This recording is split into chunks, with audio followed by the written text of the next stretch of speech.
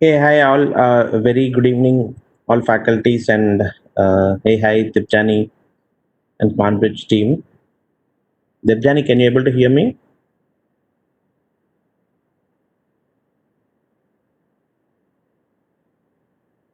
Gayatri, Sainidhi, is that my voice is audible?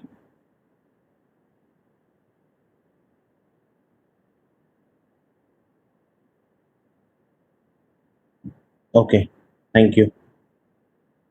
Okay, so we will start in another 5 minutes as such. Okay.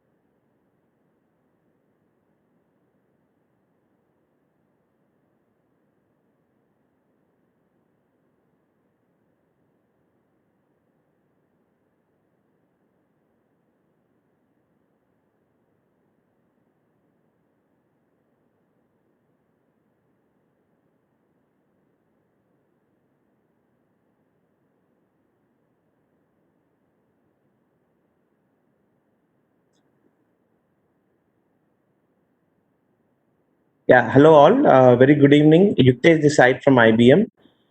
So we'll start. Uh, so I think we have our first speaker for day, Debjani. Debjani, you are there? Hi, Yuktesh. Am I audible? Yeah, you are very much audible. Thank you. Great. Yeah, good to go, right? We shall start now. Yes, let's start. Okay, so we have few mentors from IBM Smart Bridge team as well. Okay, so let faculties join. So we shall start. It's already 4:10.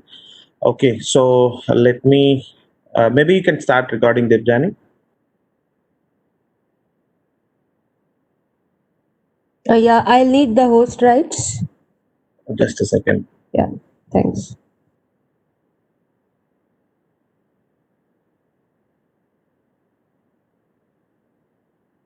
You got that? This Yep. meeting is being recorded. Okay. Hello all. Welcome all faculties for day 6 enablement of GuruCool program. So today we have a session on cloud native, followed by one Red Hat session, and then at last we'll be closing off with design thinking workshop. So, in that, the very first session will be taking by Debjani Chatterjee. She is a developer advocate from IBM. So, she is going to talk on OpenShift for us, right? So, without any further delay, let me hand over to Debjani. Debjani, please.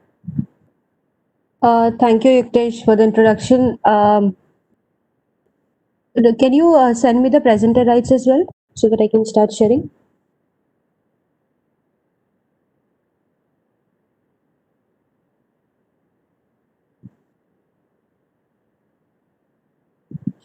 Sure. I think you are host. You can do that. No, since I am, yeah, No, now, no, I just yeah, did. yeah, yeah. Okay, yeah, good.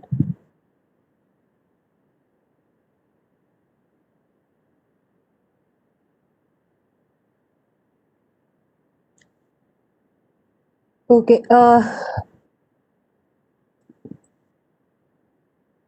thanks, Yuktesh, and I'm very glad to be joining here today among the faculty. It's like an honor. My name is Debjani, and like Yuktesh said, I'm his colleague. I work as a developer advocate at the India Software Labs at IBM. And I'm working with an awesome team of developers who are passionately engaging students and other professionals in various clients and open source communities all around the world. So, my team and I engage with a lot of students throughout the year in hackathons, developer days, boot camps through universities and communities. So, as I work in this ecosystem with IBM as a company, being a pioneer with inventions and a vivid history that like ranges over 10 years, we work with code, content, and community as a mantra. We speak at various tech conferences and interact with a range of developers who are working with IBM's platform. We seek to understand the pain points and give that out as a feedback to our product management teams so that they can improve on the user experiences in general and make an impact. With that in mind, we come to today's agenda where we will basically dive headfirst towards container technology, but routed through the understanding of why, how, and what, a little bit about microservices, and then move on to container orchestration platform and eventually take a look at OpenShift and why it is, what is the difference between Kubernetes and OpenShift basically. So a bit about the past. If we like take a look at the 1960s and 70s, IBM invented a lot of, invested a lot of time and effort in developing robust time sharing solutions. So time sharing refers to the shared usage of computer resources among a large group of users. And this model represented a major breakthrough in computer tech. So that model improved the cost of computing capabilities and it became possible for organizations and even individuals to use computer without actually owning it. So similar reasons are driving virtualization for industries, as you know, and the standard computing today. So the capacity in a single server is so large that it is almost impossible for most workloads to effectively use it. And the best way to improve the resource utilization and at the same time simplifying the data center management would be through like virtualization. With this, you can create multiple virtual machines with their own operating systems and applications on a single physical machine. A VM cannot interact directly with a physical computer, but it needs like a lightweight software that, as you know, is a hypervisor. So with this, the VM or VMs are also known as virtual servers, virtual server instances, and virtual private server or VPS. So when a hypervisor is used on a physical computer or a server, also known as the bare metal server, it will allow the physical computer to separate the OS and applications from the hardware. And then it will be dividing itself into several independent virtual machines. So each of these virtual machines can then run their own OS and applications independently while still sharing the original resources from the bare metal server, which the hypervisor manages. So those resources include memory, RAMs, and storage. So it is also possible to run every application on a single virtual machine. The operational overhead and resource cost of the multitude of extra VMs required generally invalidates the perceived benefits. So VMs have the advantage of providing the isolation at hypervisor level. However, that will of course come at a cost. So the cost would be like to run a complete operating system for each application, which consumes more memory, more CPU. Also, for VMs, the compute and memory capacity is predefined, and that do not provide any elasticity or bursting more when an application requires more memory or a computing power. Take, for example, one of the daily things that yearly things that most of us are professionals at we do is we file our income taxes, right? And at any given day, let us say, for example, the average crowd visiting the income tax department website would be around 1,000, 1,500. But there are a list of people, some people who are lazy like me. I usually wait for the end of the last day, that would be like 31st of March, 31st of July. Last year it was, and this year I haven't done my taxes yet. And that particular day, at around from the evening, multitudes of thousands of people will be visiting the website. So they will have to make their system scalable in order to accommodate so many people, such traffic. So there is where your containers get one advantage, and the compute and memory resources and the burst modes allow the applications to consume more resources within the defined boundaries. If you take, for examples, you have your hardware and your OS, and on top of that, your libraries and dependencies for each kind of application. Let us say for a Node.js application with a MySQL database with Redis and Ansible for your small tasks. So now what happens is you have the dependency for each of this particular application to your hardware. And not only that, you also have the dependencies routed to your operating system. So these also need to work together along with the libraries and dependencies of each particular application. And hence, the dependency or the setup or the different, development, build, or the production servers that these things will be running on are going to be different, and there will be number of stacks that need to be multiplied and redundancy would be there. So to remove that kind of compatibility or a dependency, uh, here is where your Docker or a container runtime comes into place. What it does is it makes sure that the application not only runs on a particular dev environment, but it also runs on a QA environment, a test environment, or a production environment. It is no longer depend on the particular machine, because when you think about this, you have your systems, the dependencies or the libraries of a particular Node.js version that is maybe going with a particular version of an OS. Let us say, for example, a Windows 7 or something. Windows gives out a new update. Now, what you have to do is you'll have to figure out what are the things that has broken, and you have to make sure that those things work. So the container technology, what it does is it, you know, isolates all the application or the running environments, and now you no longer have the, possibility, or no longer have people coming and telling that it doesn't work on my system, it works on your system, and things like that. So, what is a container? It is an executable unit of software in which the application is packaged along with its libraries and dependencies. So, in common ways that can be run anywhere, whether it is on a desktop, a traditional IT, or the cloud. To do this, containers take advantage of a form of operating system virtualization in which features of the OS are leveraged to both isolate the process and control the amount of CPU, memory, and disk storage that the processes have access to. So, containers are small, fast, and portable because, unlike the VMs, they do not need to include guest operating system for every instance of every application, and hence can simply leverage the features and resources of the host operating system instead. So, one operating system for a number of applications. Now, containers first appeared a long time ago, but the modern container era began in 2013 with the introduction of Docker. The primary advantage of containers, especially compared to a virtual machine, is the level of abstraction they provide that makes them really lightweight and portable.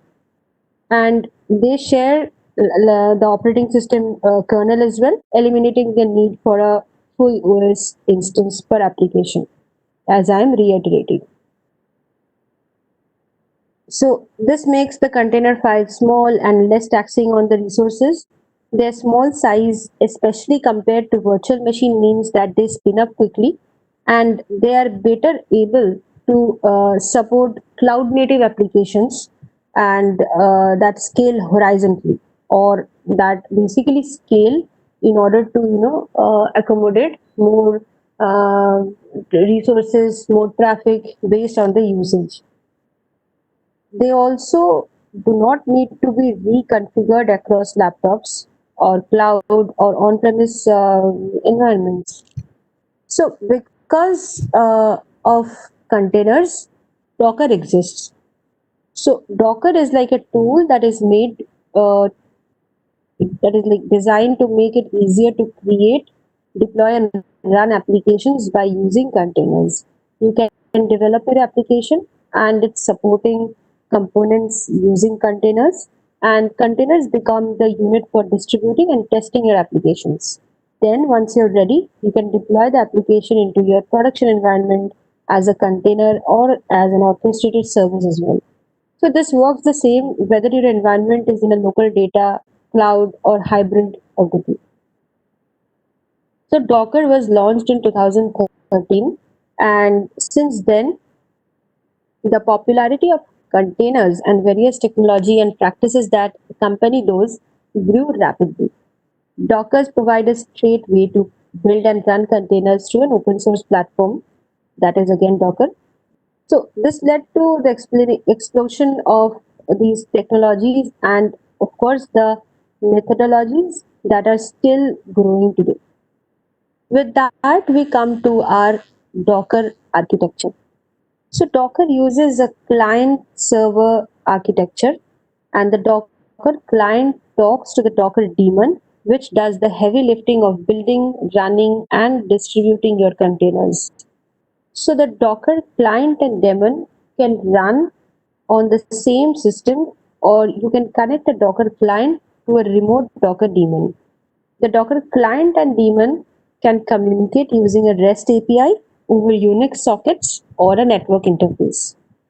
Now, the Docker daemon or Docker D listens for Docker API requests and manages Docker objects. Docker objects are like images, containers, networks, volumes.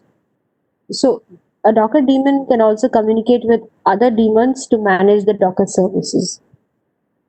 Now, the Docker client, if you see, at the immediate left is something that interacts with Docker, and you as an user would be using the Docker client or the Docker CLI tool to access the images or modify them.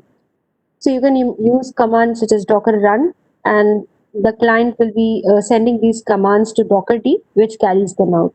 The Docker command uses the Docker API, and the client can communicate with more than one daemon.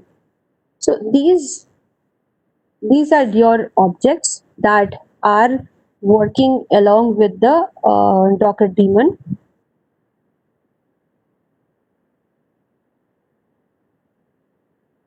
So, a platform image is one such which defines the runtime environment, packages, and utilities necessary for containerized applications to run. The platform image is read only, so any changes are reflected in the copied images that are like stacked on top of it. Those are known as image layers.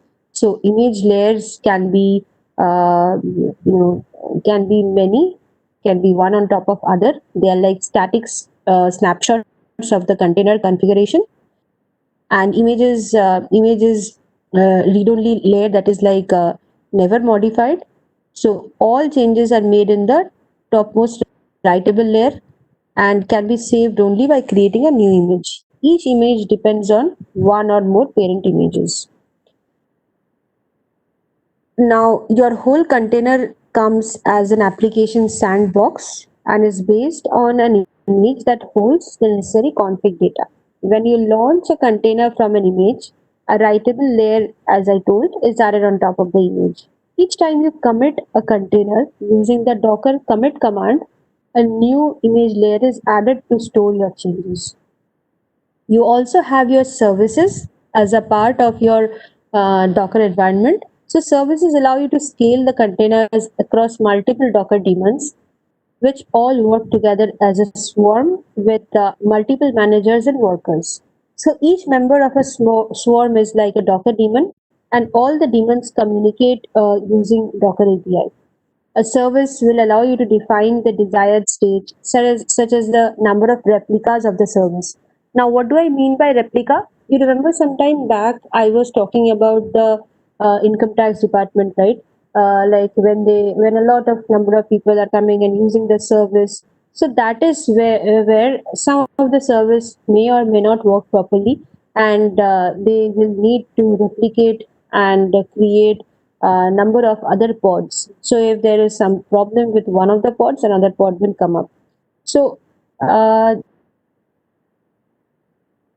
this number of replicas of the service are available at any given time by default.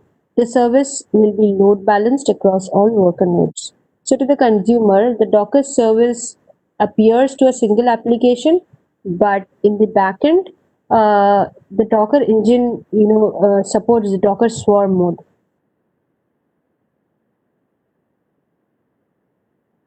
We have spoken about container images that are unchangeable and static files, right? So they include the executable code, and that is what runs as an isolated process on the infrastructure. And as you know, the image consists of system libraries, system tools, and other platform settings a programmer might need to run on a container platform like Docker. Coming back to this diagram, if you look at the the rightmost side, you have the registry here. So now that we have learned what containers are, you will of course need to store and manage the images, right? So your answer would there be container registries. So container images can be stored on your local machines. If you run the Docker build command and build a container image, it is now stored on your computer.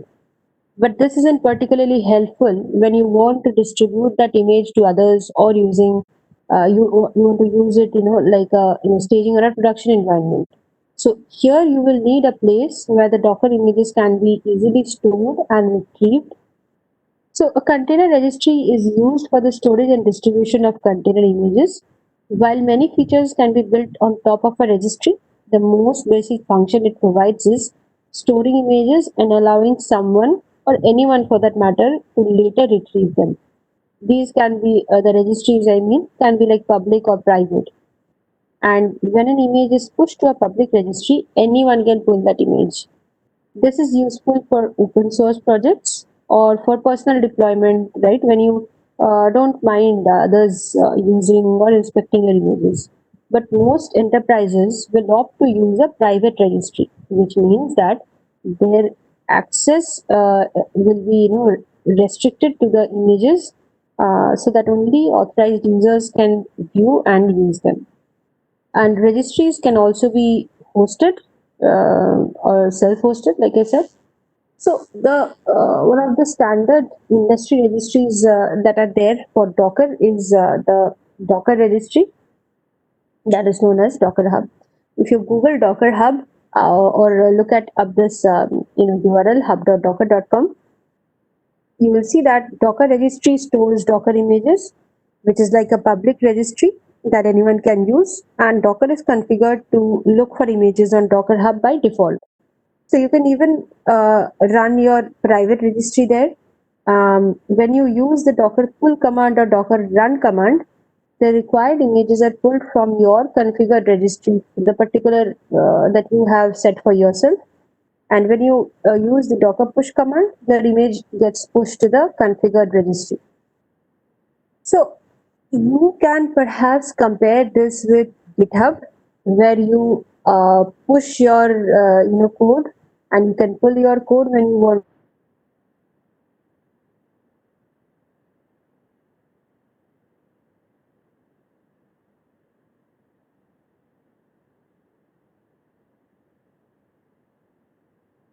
out container registry. Like other hosted registries, IBM Cloud Container Registry is one such, where the user doesn't need to deploy or maintain the registry in any way. That is done by the provider, or IBM for this case. So you as a user can use the registry as you wish. However, there are also registry offerings, that can be run privately. So in either case, the functionality is largely same, but depends upon different individual or enterprise needs. So you have to keep your language in mind, and you have to, you know, put your pull your images in such a way that you can also um, make sure that you have or you can opt in for automation or build pipelines to set up. So these images again can be termed as uh, registries, that store the named images, that we know that are the Docker build and Docker tag commands, which can be used to name the images. But there is a specific format that we usually follow to do the image naming. That brings us to Docker files. So, in order for a project that is there on a local machine,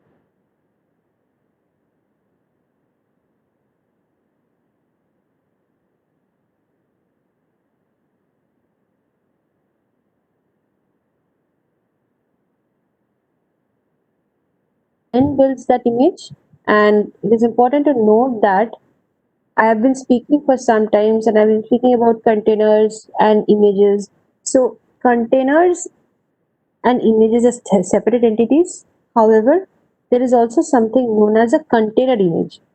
So these are not interchangeable terms, but two distinct things. An image is an immutable file that contains the source code, libraries, and dependencies that are necessary for the application to run. And that immutability means that images are read only, If you change an image, you create a new image. In a sense, images like are templates or blueprints for the container. So you can also think of images as snapshots of a container. So a container, therefore, is like a running image. Since images are, read only.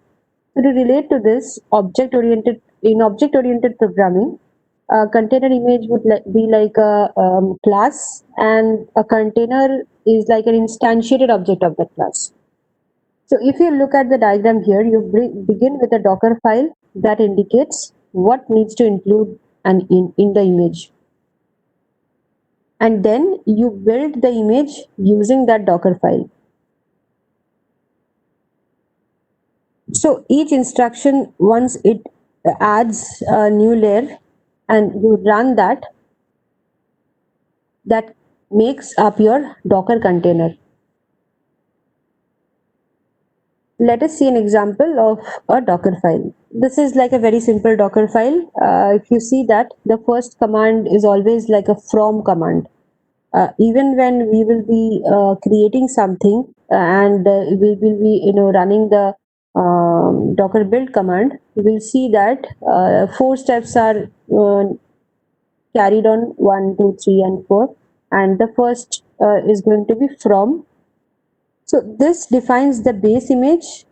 In this, the base image is Ubuntu version 18.24. This is like freely available on the Docker Hub, so we don't need any authorization, and we can also omit the host name here. I'll come to what a host name is. Next, you have the copy command or the and command, which is optional and not necessary here. So the copy command presumes that we have a directory called app in our working directory. Assuming that we do, the directory and its contents will be copied into our image as a new layer. Then you have your run command, and that performs a make operation to build the application. You can set your environment variables with the env command, and at the end, or like that, you have the cmd instruction that provides a default mechanism for running the container. In this instance, the Python application is going to be running. So as you can see, Docker files are simple to construct and use, and there are more advanced patterns, of course, for customizing your and optimizing your Docker files and building images more efficiently. But in general, these basic operations open you to the powerful world of containerization. So this is what Dockerfile and the instructions that make up the layer, and how those layers relate to the Dockerfile instructions. So this is like a more descriptive image of the Dockerfile. Please take a look at it, and I'll pause for a few seconds.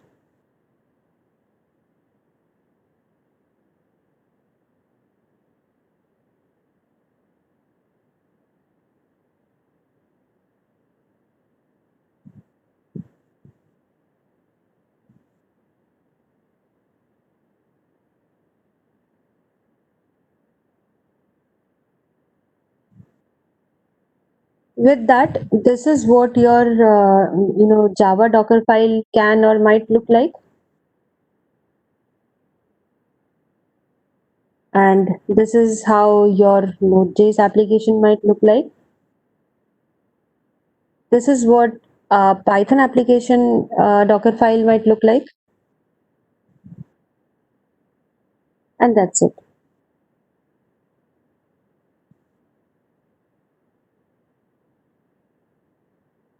So here we have the naming convention for naming a Docker image. The image name usually consists of these three parts that you're seeing here: the host name, the repository, and the tag. So the host name identifies the registry to which the image should be pushed. For Docker Hub, the registry is docker.io. For IBM Cloud Container Registry, the registry is us.icr.io, which would be IBM Cloud Registry if you're pushing it to the registry in the US. And a repository as you know, is a group of related container images. Usually, these will be different versions of the same application or service. So, the name of the application or the service makes a good repository name in itself. And finally, we have the tag. So, the tag provides information about the specific version or variant of an image. So, this often is mostly a version number if you have done a few updates and it could indicate some other characteristic or maybe particular an OS version or OS particular OS for which it was built. So this image that you have on your screen is pretty straightforward. The name of the image, the host name here, docker.io, shows that we are pulling the image from Docker Hub, and the repository name is Ubuntu. So we know that we are pulling an Ubuntu image. Finally, the tag is 18.04. So here we are pulling that version of Ubuntu. In fact, the Docker CLI infers the docker.io host name if it is executed. So we could run this simple command to pull this image. So since there are different type of container registries available, the additional features they provide, each of those is what sets them apart. So with that, I have covered almost the first part of your how and where we are coming from virtual machines and why we need to do what we need to do for containerization tech. How do we do that with Docker? And next, we'll look at containerizing or sorry, Dockerizing an application. So this particular application that I'm going to be showing today is developed in Java Spring Boot, and it also does some analytical services. So this particular demo will be showing you multiple containerized microservices for parsing COVID-19 time series. For example, the number of positive cases and mortality rates for different countries and regions. So you can get to experiment with the number of APIs that you see there.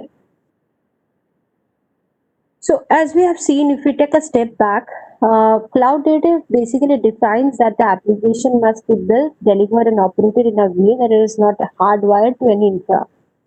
And when we speak with engineers and IT executives in a lot of firms, right, we see that most of them host their dev or production solution in multiple cloud environments, private, public, or hybrid. So for those firms, seamless migration from one cloud platform to another and being able to update their solution with the latest technology and innovation and scaling on demand with zero downtime is necessary. They also have to maintain the highest security measure. Take note of this because otherwise all of this is for no good. So this becomes their top priority that they are not bound to any particular infrastructure.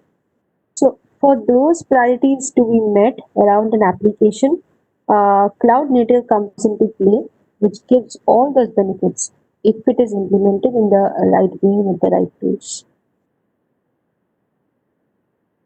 So some of the main things that the industry looks towards is application performance and flexibility, speed, and that the adoption is like not localized but made for the global teams. So these are the key drivers. These three things are like the key drivers in adopting cloud native development. So your performance improvement looks towards improving the application performance and reducing the application downtime and associated costs. Um You need to do quicker development and rollout of application enhancements and new features. You don't want to be waiting for next version of your bank application for a year, right? There could be security benefits to it. Your UPI came into being in the last 1 or 2 years, and banks needed to digitize that. If you remember monetization, how much our bank applications needed to be flexible and needed to stick on to their SLAs or the service level agreements in order to perform the best. Also, over half of our new applications that are going to be developing in the next few years, they're going to be on cloud. So, among the current adopters of the model, 53% of the applications that run on the industry today are cloud native. Because more interestingly, if you look at it, cloud native application is more of a cultural transformation for the industry. So small teams are owning specific components for overall applications, and collaboration between application developers and IT operation experts or the DevOps teams, so that they can continuously and centrally integrate source code updates across the teams, and they have a pipeline that deploys app in development, test, staging, and production environment. And how does cloud native make those happen? They rely on microservices architecture for this. So, microservice architecture is like the building block and most essential ingredient of cloud native application. A cloud native app might consist of your discrete, reusable components known as microservice that are like designed to integrate into any cloud environment. In the core, this architecture pattern advocates partitioning large monolithic applications into smaller independent services that can communicate with each other by HTTP and messaging. So, if you look at the conversion of this monolithic business application into a number of microservices according to the business capabilities, you will notice the several points or the patterns that these are often like the building blocks and often packaged in containers that we have taken a look at the last 45 minutes.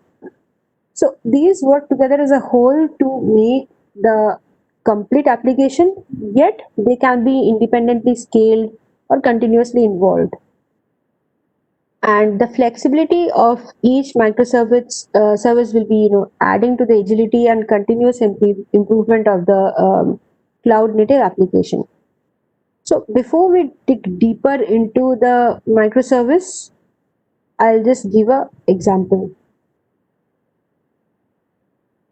We we go to SBI or ICICI banking sites every day, and you must see that one particular application on one given day might be down, or they have a notification on their website saying planned maintenance on this particular day. UPI is not going to work, NEFT is not going to work, or some kind of data retrieval is not going to work, where they need to show how much what you have on the bank and things like that.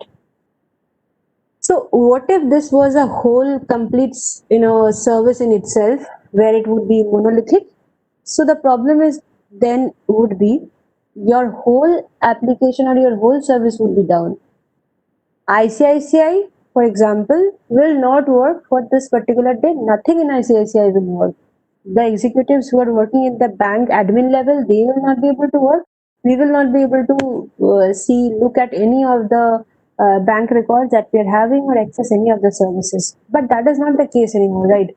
What they have done is they have segregated all of these these components into smaller parts, so that they can go and fix one particular set at one particular day, so that the rest of the people who are working on this will remain unaffected. It is no longer like service is down or link is down and they have hung a placard, and it's not like that anymore. So, in the olden days, when agility, time to market, and rapid application development weren't as vital as they are today, developers used to build a product and add features to it over time. So, as new features were added, the application size grew bigger and bigger in complexity. So they were basically, built to run on the VMs with the large operating system, its libraries, dependencies, and a single database attached to the entire application. And as I was speaking, as the demand grew, scaling the application was like literally spinning up new VMs and adding more machine into the infra. Different services in the monolithic applications were tightly integrated, and failing one part of the application, like I was saying, caused the entire application to become unresponsive or unusable for clients. So failure aside, when making updates, even you think if you or performing maintenance or you have to add a new service, the entire application had to be rebuilt and deployed again. So if new updates happen to cause the application to fall or fail over time, the entire application had to be brought down in order to fix the problem. So identifying and fixing error was a really tedious process, and it never guaranteed to succeed in a short amount of time. If you look at it the other way, developers who worked on projects often had to program in the same programming language and use the common platform and tools to keep their individual parts compatible with each other. And scaling a single part of a monolithic application in most cases wasn't possible unless deployed on a separate VM. And that required the entire application to be updated with additional resources for the entire application instead of your individual services. So that is not all. There is more. Monolithic application also disrupted teamwork and prevented collaboration between developers and operation engineers. There always existed, massive tension between two teams, pointing fingers every time something went wrong. Developers used to blame operation engineers for not having, a thorough understanding of the architecture, and vice versa. So the code used to break, and operation engineers blamed developers for delivering something which was not, scalable or ready for production, and that demanded too much underlying resources. When you look at it from the developer's perspective, the one who's going to be doing the builds, they spend their times building something new or debugging something that's broken, which is why they always wanted a solution that simplifies the process, making it faster and easier. So the faster they can improve an existing app or find errors in the code, the more time they have to learn a new skill. That is why we are no longer monolith first, but we are microservice first.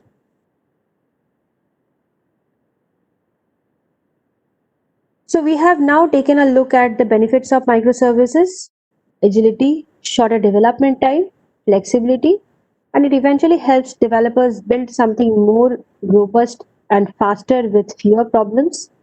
So the challenge some developers face, though, whether due to culture or ingrained processes within an organization, it is making the shift to building the microservice architecture. So this is like the need of the hour.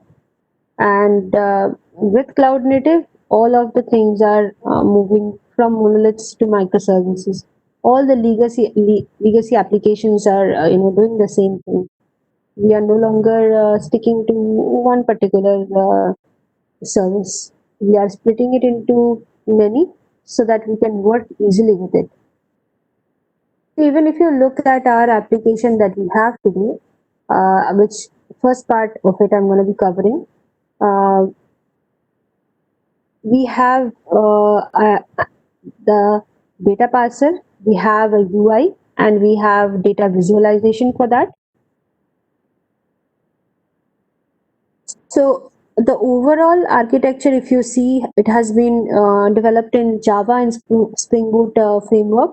It has a number of API endpoints for retrieving the COVID-19 data per region, country, dates, and periods.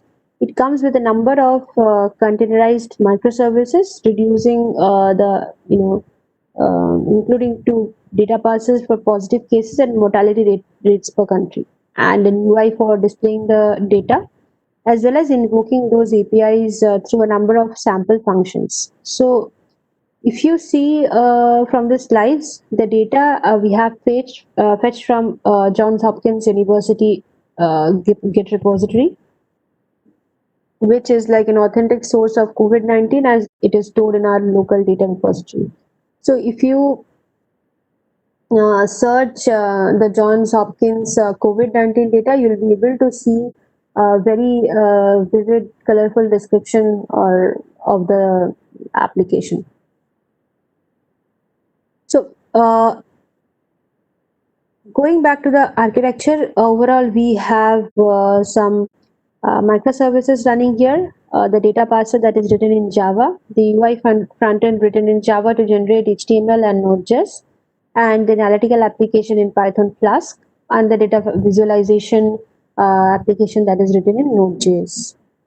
That is built on the OpenShift Cloud platform and on IBM Cloud. So, taking a step back, we have seen how Dockerfile builds the application, right? Starting from the from command. The first is the developer telling the Docker to build and push the image, then the Docker building the image, pushing it to image registry, the Docker telling the developer telling the Docker to run on production machines to run the image. Docker pulls the image from the registry and runs the container from the particular image.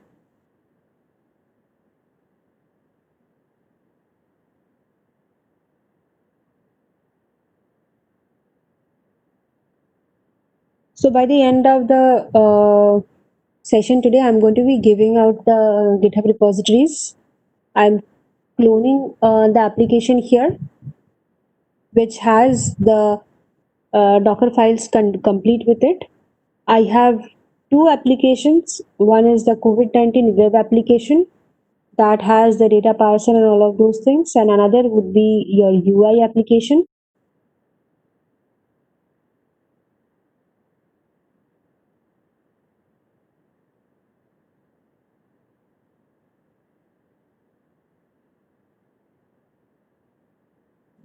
I have first cloned the first application.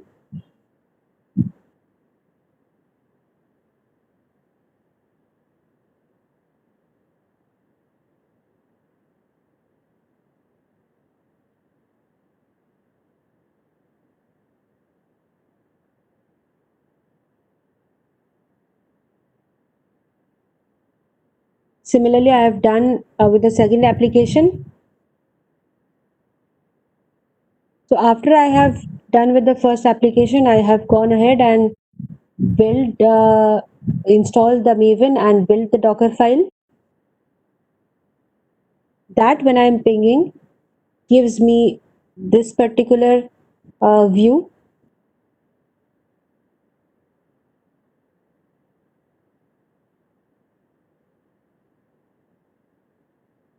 Pinging hello here should return to me the hello world response.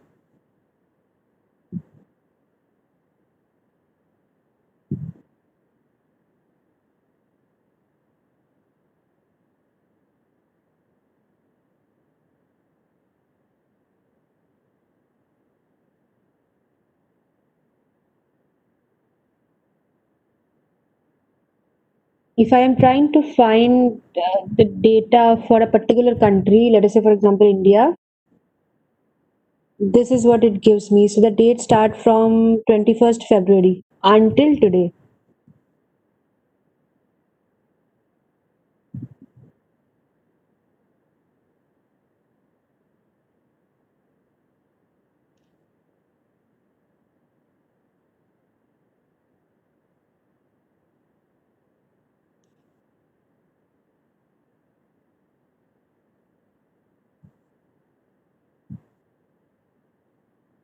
So while I was trying to show you when I had run my COVID application, these are the steps of the Docker file from JDK. It is copying and it is showing where the entry point is. And if I run Docker images command, it will be showing me the COVID app and also the UI app that I have with me.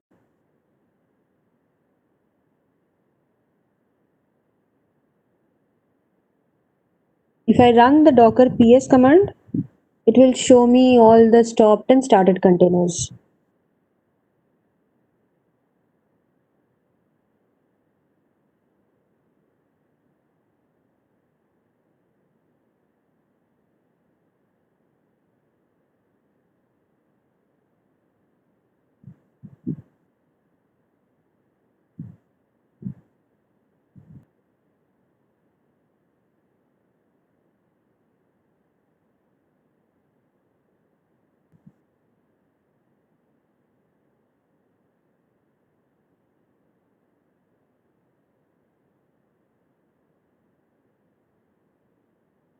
So if you see, there are these flags minus hyphen D hyphen RM. So what hyphen D hyphen RM does is it runs it into the container in the detached mode, and the RM flag removes any other pre-existing images that there were and replaces it with the current one.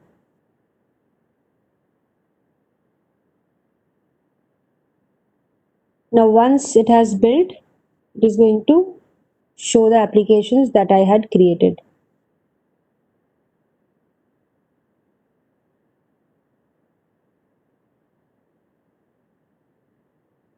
I'll be posting a link for this once this demo is done, and you'll be able to access it.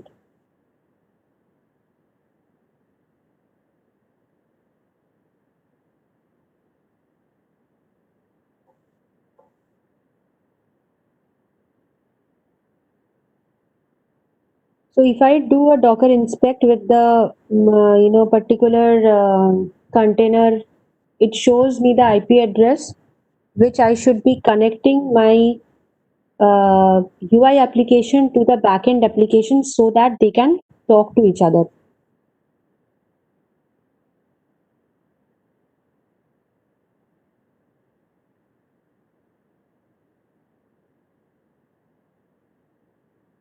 So like I did with the first application, that is the backend application, I'm doing similar for the UI application and I'm building it. That is running on 8081. Now this is what the overall look and feel of it is. If I connect here, in place of localhost, I'll just have to connect it. If you see with localhost, it will not be connecting. I'll have to replace it with the um, other backend applications IP address. So server will not be responding otherwise here, and this is not going to be connecting.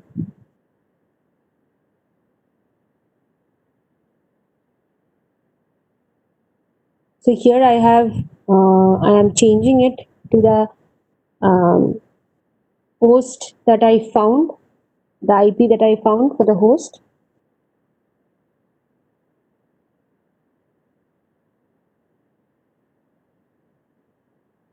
And this is how your application should be there. Once I am done, in the next half an hour, I'm going to be pasting the repository. You can find and take a look at what else is there and how we can Dockerize any application for that matter. So we have seen Docker, we have seen a little bit about microservices and some bits about containers. But what do you do when you have more than one container? Right? There is where your container orchestration needs to be doing. You have your one container, which is probably you need to scale your application or you need to scale your whole container business, and you need, with that I mean the application to include more pointers, to include more services, and you need more containers to run. You have one more, you probably have one more, and you are managing well.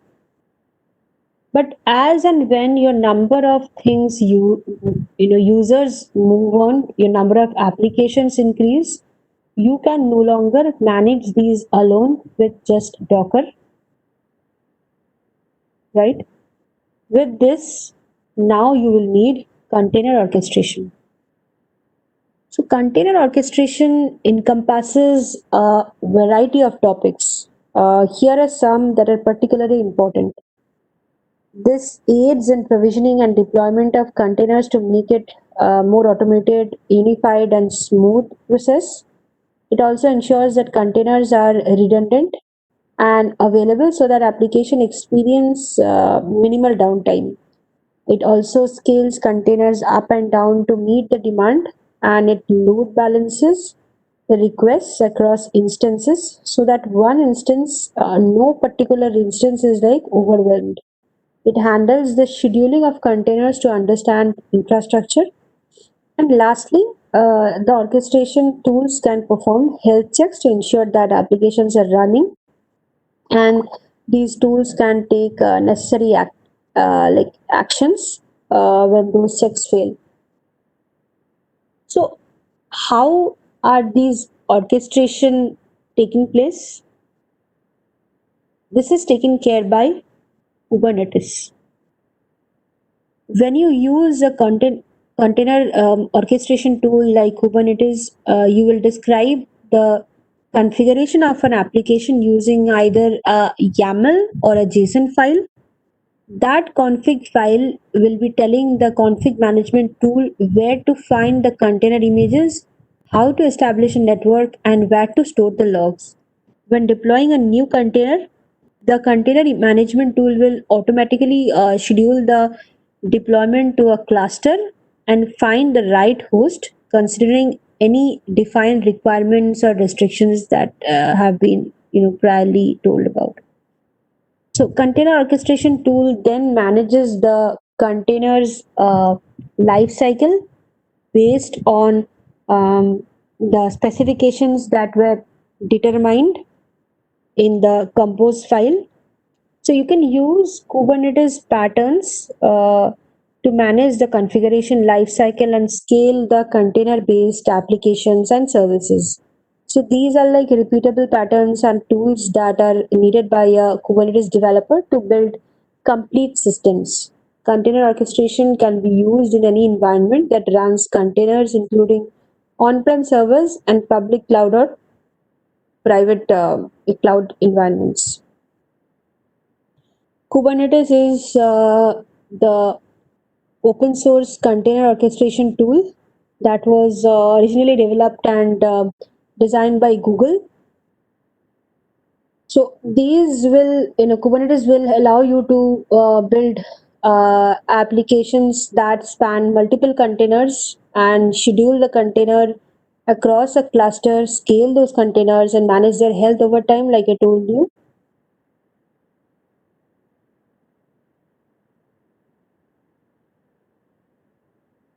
So basically, means to regain control and organize and govern the chaos. Let us take a step back and take a look at the things that we have seen today. A container, as you know, is the smallest compute unit, which are created from container images, and they are stored in an image registry. So, like Kubernetes, OpenShift is another container orchestration platform that is built on top of your Kubernetes, that enhances its capabilities. So your image repository contains all the versions of image in the image registry, and your containers are wrapped in pods, units of deployment and management. Those things are their configuration is defined in a deployment. We have seen how that looks. You have your services that provide load balancing and service discovery and all of that. Your particular apps can talk to each other via those services, and you can add routes to the external load balancer so that we can give out publicly accessible URLs for those apps. You have projects in OpenShift that will be isolating across environments, teams, and groups. And this is what the OpenShift architecture will possibly look like. I will come into what the difference between Kubernetes and an OpenShift container orchestration basically means in a bit. So, OpenShift was developed by Red Hat. It is a Kubernetes distribution but a commercialized software product derived from the open source project. The open source project is known as Origin Kubernetes OKD deployment. And Red Hat OpenShift and Kubernetes are both container orchestration software, but OpenShift is packaged as a downstream enterprise open source platform, meaning it has undergone additional testing and contains additional features which are not available in the Kubernetes project, which is again open source.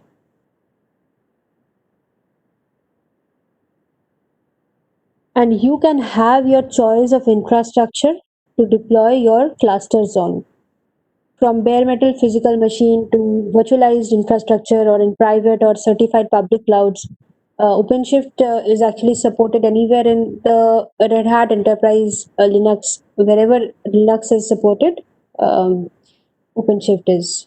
So this includes your virtualization platforms like Hyper-V and on several other public cloud providers have the Red Hat deployment options like Amazon, AWS has it, Google Cloud Platform has it, and you can deploy the OpenShift container platform across all of these infrastructure.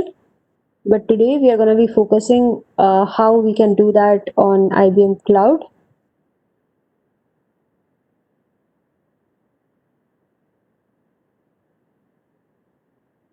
Your OpenShift has several extensions, several other tools and things that are built on top of the Kubernetes. We quickly take a look at this. So OpenShift is Kubernetes, but it is also more than Kubernetes. It is a collection of other software in addition to Kubernetes that gives it the ability to run an entire Kubernetes environment. OpenShift includes uh, Kubernetes itself, including Tekton, Grafana, Prometheus, RHEL Core OS, and Cryo. All of this work together as a single set of distributed software to easily run Kubernetes on production. If you see this, at the end of your layer comes your cloud provider or IBM Cloud in this instance, and the rest of the things are built on top of that. Each of the clusters have run well, each node specifically. Let us deploy something on OpenShift. This is your IBM Cloud dashboard, and you have seen how that looks. You have interacted with it for a few days. I have created an OpenShift cluster here, and this is the before the console how it looks.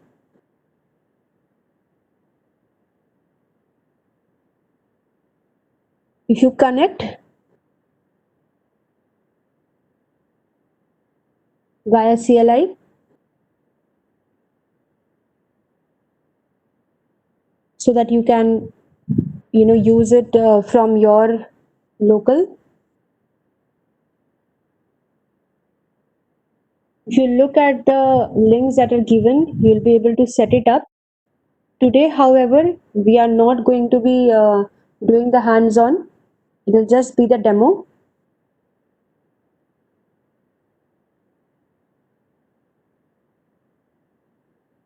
If I run an OZ version, I'll be able to see if I am properly connected.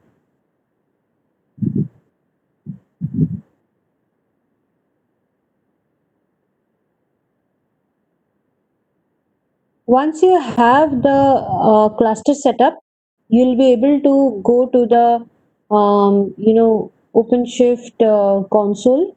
That is the look here.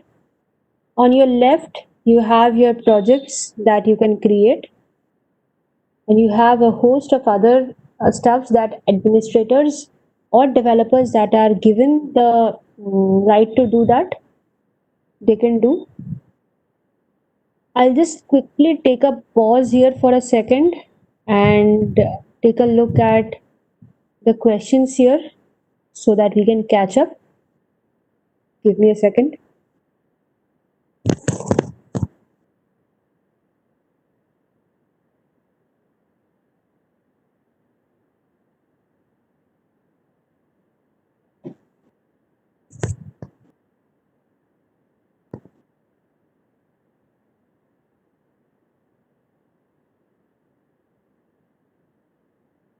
So I guess Yukesh has been also responding to the questions. So you'll be able to practice Kubernetes once our sessions are over. We will be giving you coupon codes for accessing the Kubernetes clusters over your mails. Once you have chosen a particular project that is there, particular track that you want to choose, and if you choose Kubernetes, we will be Kubernetes or OpenShift for that matter, we'll be providing you with coupon codes since it is a paid service.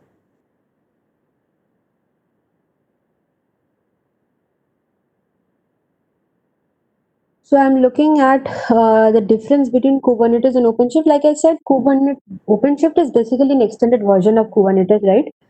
It is nothing but it has some extended capabilities. It has better monitoring, better logging. The console is much more simplified for a developer to use. You can create projects from your CLIs.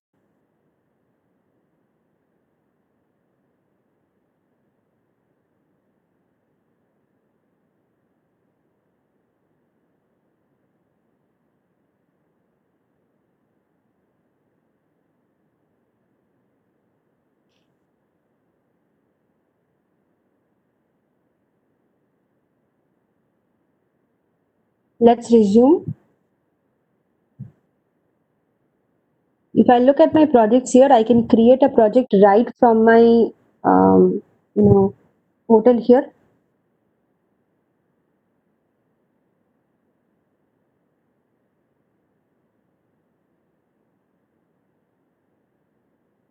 I'll just give a random name here as a new project.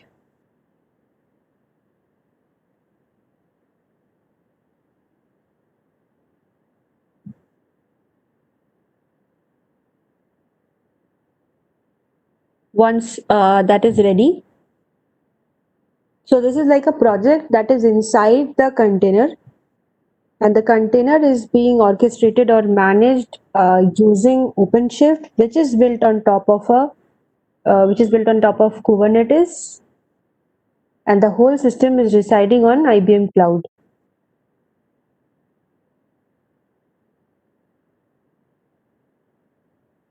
So now that I have created the project, also I have to log into this.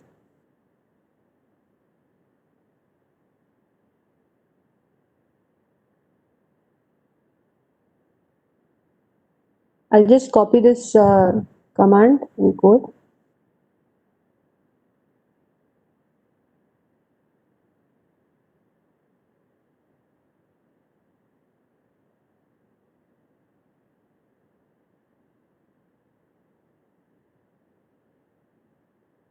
If I do OC projects, I'll be able to see a list of all the projects that I have, including the one that I created some time back. That is new project. If you see above, 6th or the 7th line.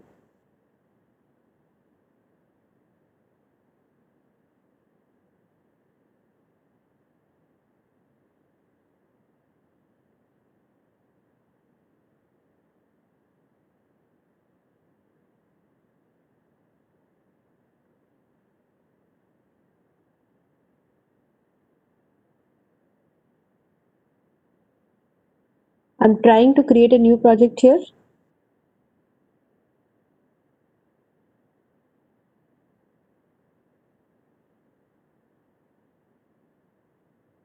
From the CLI.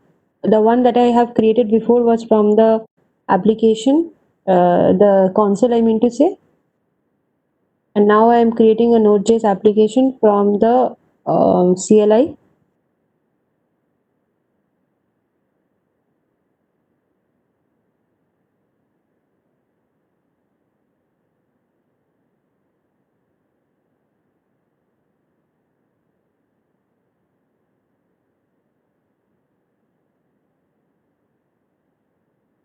So on this panel, if I list down the projects, I'll also be able to find the project that I created some time back on my CLI.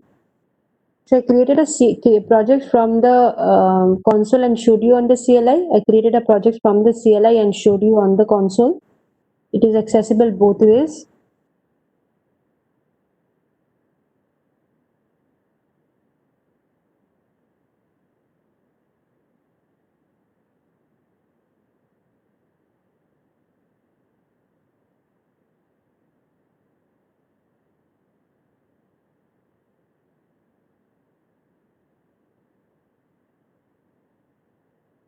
I can also delete a project from the console.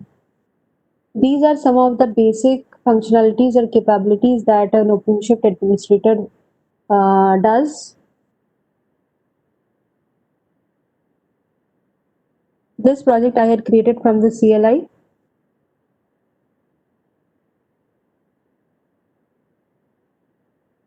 And now I don't have that listed anymore. However, I have this hello OpenShift that I had created here, and I'm going to be deleting that from the CLI.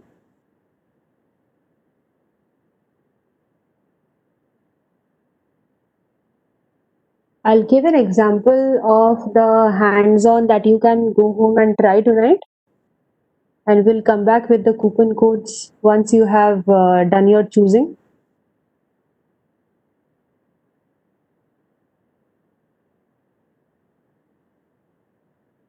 So this is the project getting deleted here.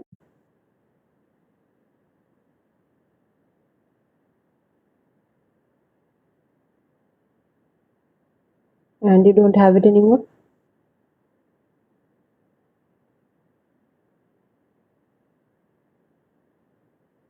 Let us now try to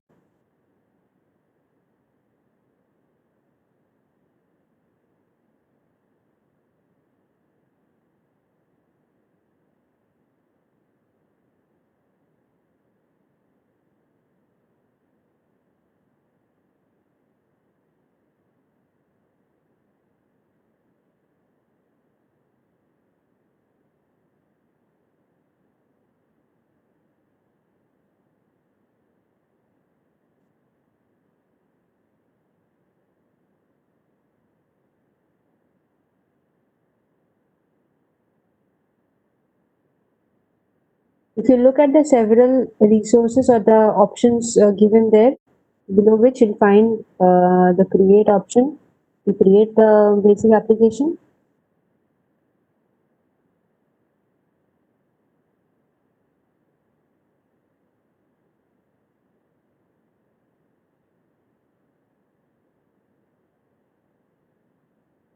With that, you have the application almost deployed here.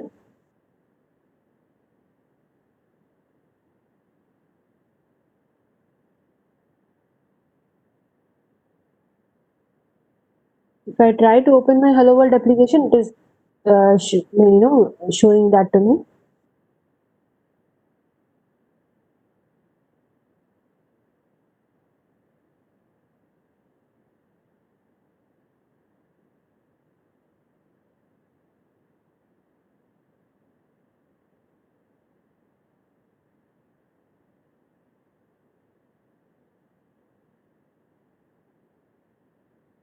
I try to create a new app.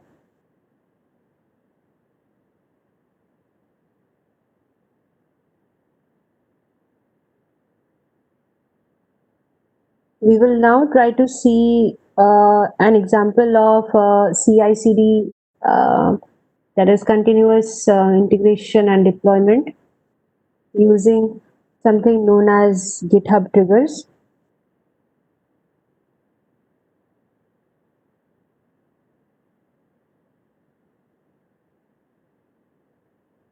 What that will do is it will allow us to, whenever we do any edits on the particular project, you don't have to wait to run a fresh build yourself. However, the build is going to run on its own. It is going to get triggered on its own.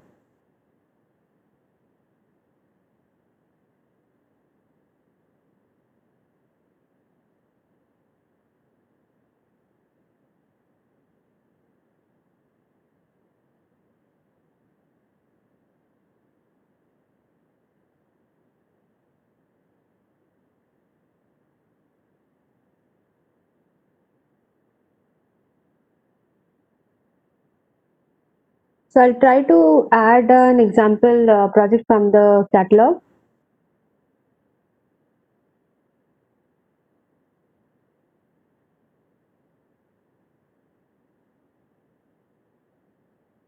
This is the sample repository.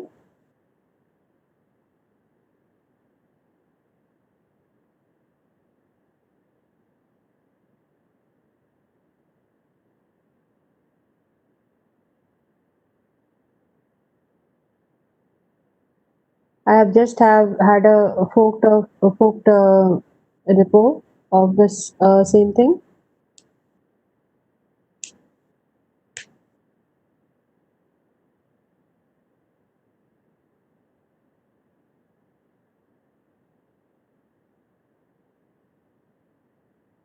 I can create a new secret.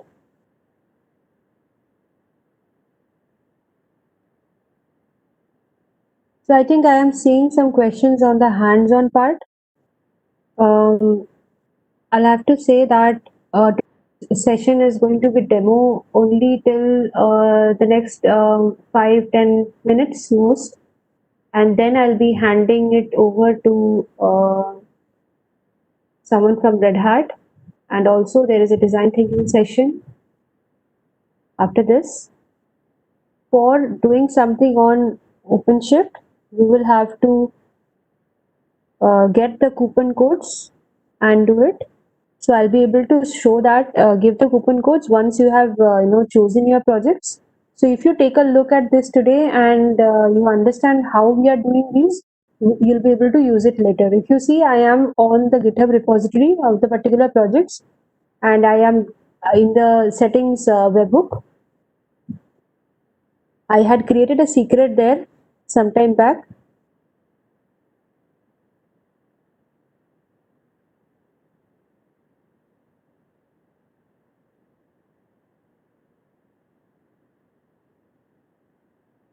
And in order for me to connect this application with GitHub so that the builds are automatically triggered, I'll be entering the secret URL so that GitHub sends a post request.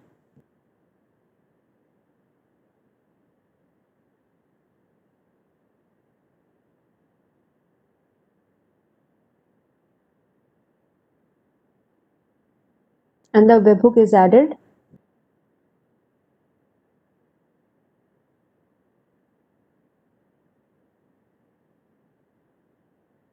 So whenever an event happens, it is going to be pull it itself, pull the build itself, create a build itself.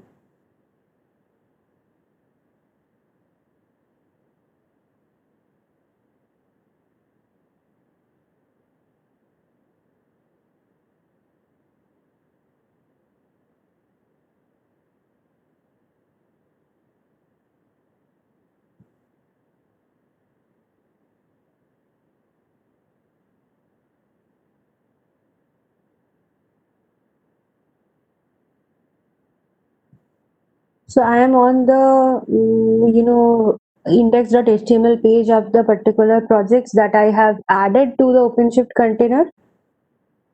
If I am trying to edit something on the particular page,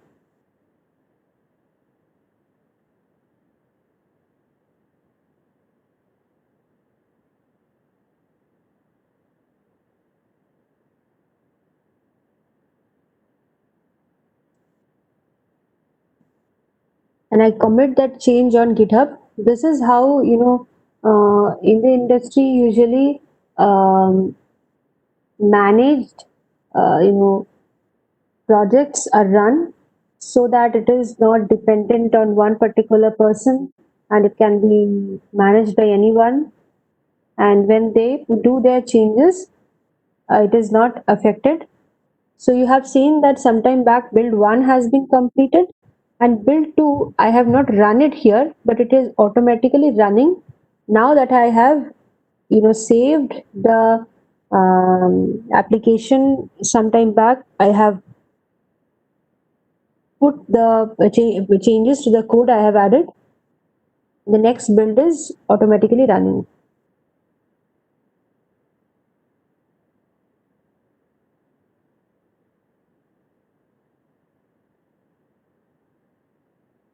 While the build runs,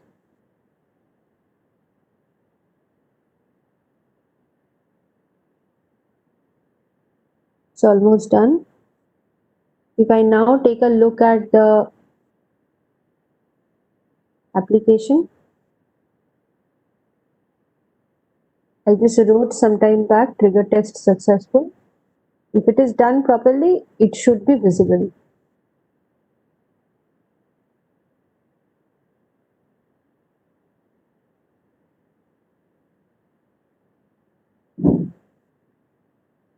I'll just stop sharing my screen for a second and coming back.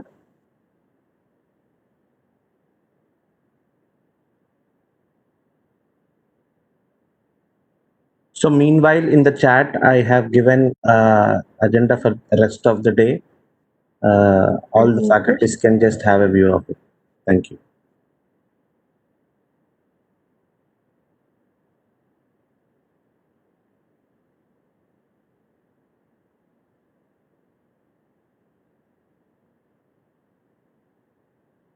So give me a second. I'm just trying to show something that is going to be helpful for your hands-on today.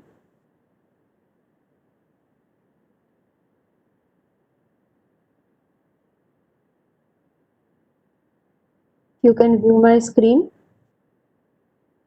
I am at OpenShift Playground. So this is a free instance of OpenShift managed Kubernetes that you can access right now. I will paste this on the chat window so that you can see right away. I had opened this some time back, so I'll just refresh it.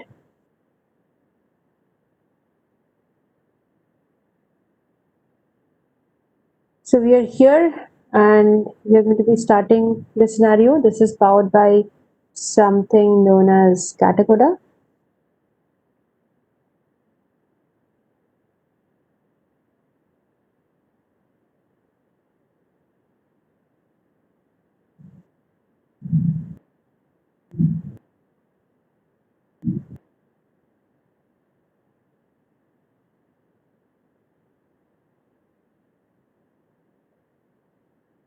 Great. All you have to now do is follow along the commands that are given on the left side. The first would be OC who am I, and this is allowed by a cluster administrator. So an OpenShift cluster will allow you to have your project set up, containerized project set up on OpenShift. So this can be accessed by administrators or developers. Administrators will be the one who are managing the request and the access of the clusters. Not everyone is going to be the admin and have the particular access. So this is something you can follow along today. I have pasted a link, Darsha ma'am.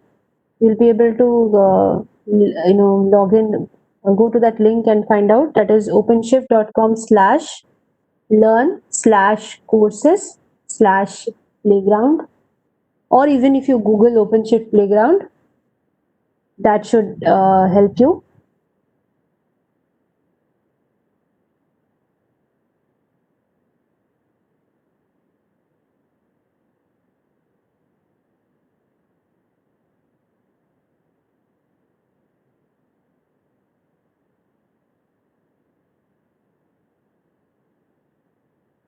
Okay, before I go on to the next steps for this, I'm just going to show the application that I had some time back. Was this COVID-19 web application.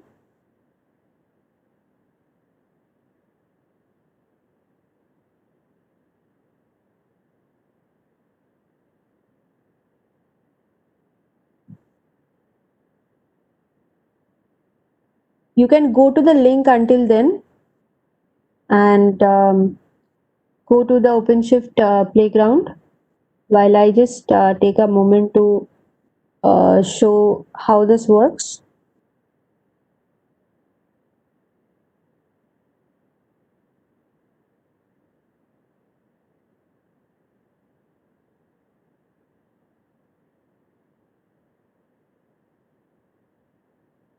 Once I have connected my UI to my backend database, and I can show the data for all countries.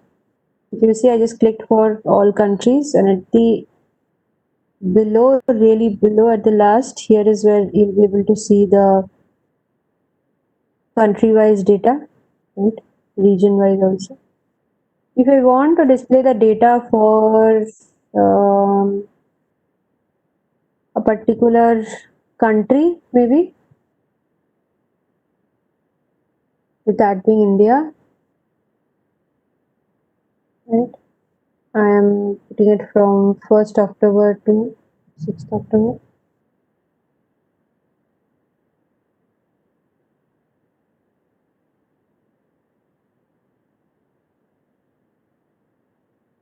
I have to set the date prior to this since I had built the application some time back.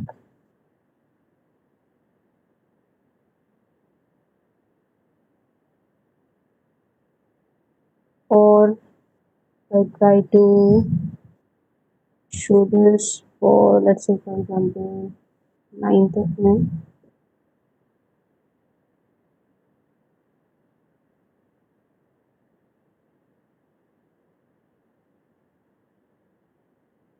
The data basically, ranges from February 22nd, January 22nd up until now.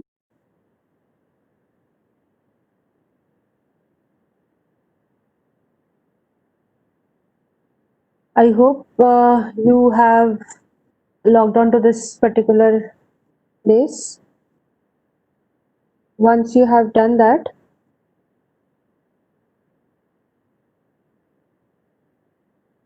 you can follow the next steps along in your own time. That should be helpful. And there are a range of, you know, there are a range of commands that you can try out. You can also look at the Kubernetes playground. So OpenShift is the managed one, and if you look at the original project, here you'll be able to start the Kubernetes scenario as well.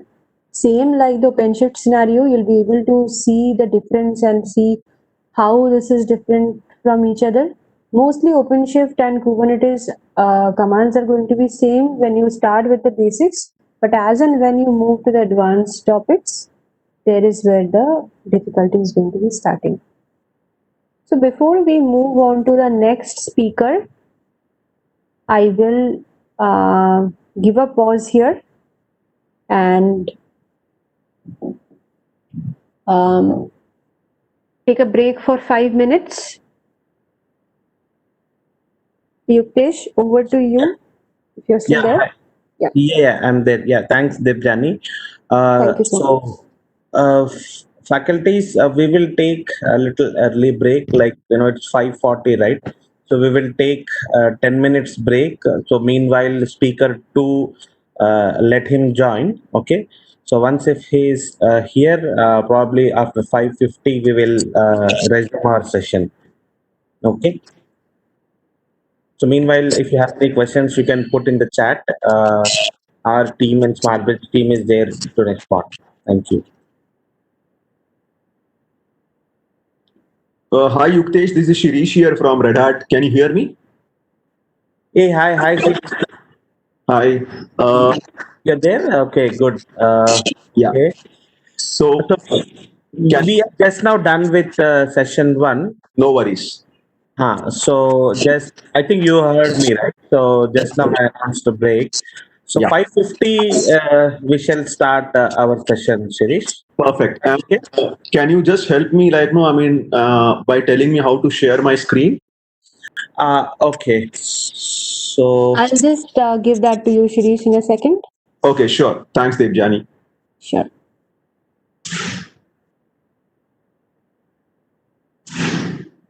You have the presenter rights now. If you do a trial, that should be good. Okay, so what I do, I have to click on what start video or Click on share. After that, do you have no? the option? My share is not enabled. Okay. Give me a second.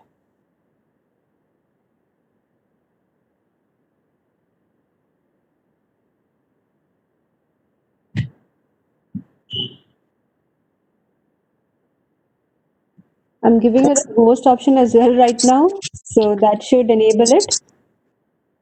Uh,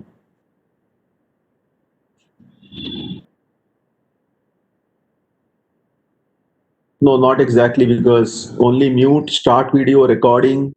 President, so Devjani, so Mhm. just give presenter rights so that Shirish can able to share his screen.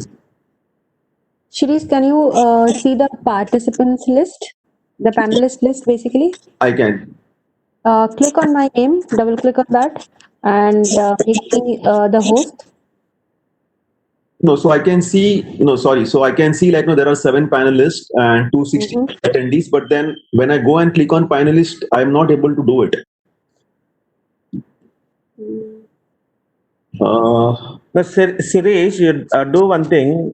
On the name of Devjani, can you right click and see any options assign or make her presenter or a host, something like that?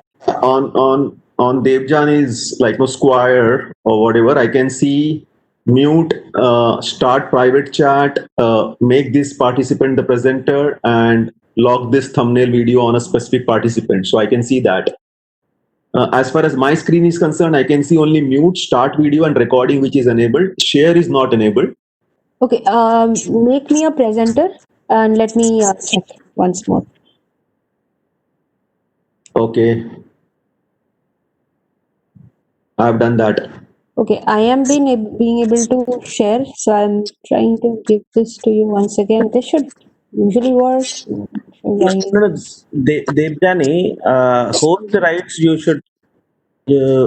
please keep it with you. Even without host also he can present, right? So I know. I'm just trying once more. Shirish, you should now have the sharing rights. Okay, so honestly, like no, I mean, when I go to share, it says open system preference. so you need to Yeah, so you'll have to allow the sharing to work. I know, but then when it says like no, when I go and click on open system preference, nothing is happening. Should Do you I have a Mac or a Linux? Mac? Oh, so with Mac you'll be logged off. Go to the system preferences. One sec. Yeah, I'm going there, but then I'm not able to. Let me just check once. Should I log out and log in again quickly? Yeah, that might work. Okay, so let me log out and log in again.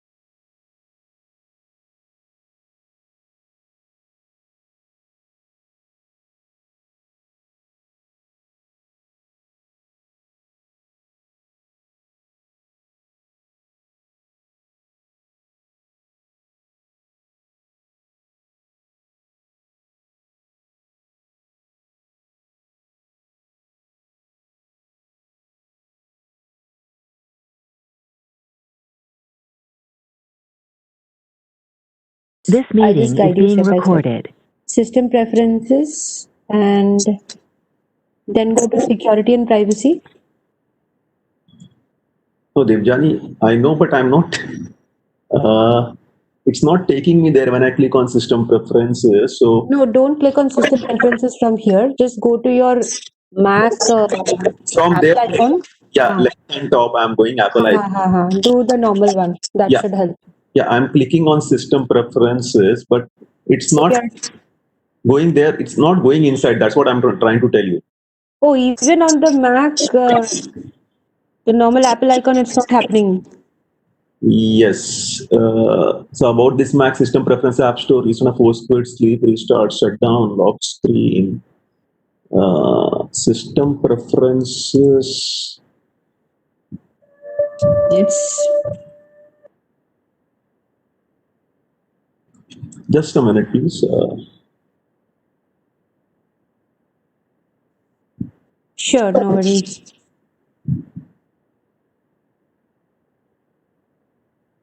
Do you want to do a system restart like a last option? So honestly, like no, I mean there are so many windows which are open. Uh-huh. And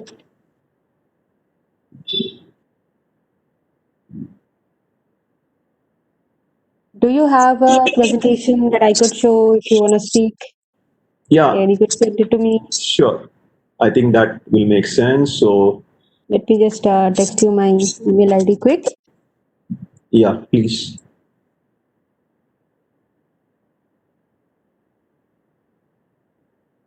Okay, it's, let me see whether I would be able to share it or not.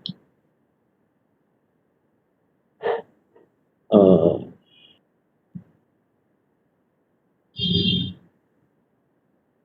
I'm not sure why your system preferences thing is not open. no, there is some issue.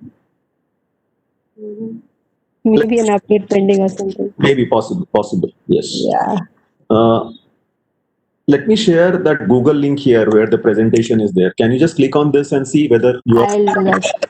Yeah.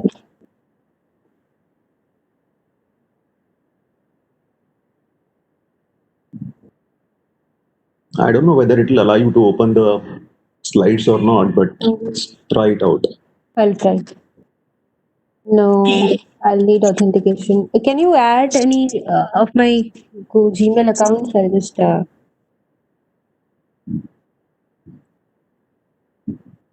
No, I knew that it won't allow you to access. this is your Red Hat's Google thing, right? Google for Work. Yeah, you can't open it, right? Nope, I'll not be able to open that. However, Or should I speak extempo? Is it okay? I mean, I know. yeah, it's okay. Yeah, you can, if you, Uh,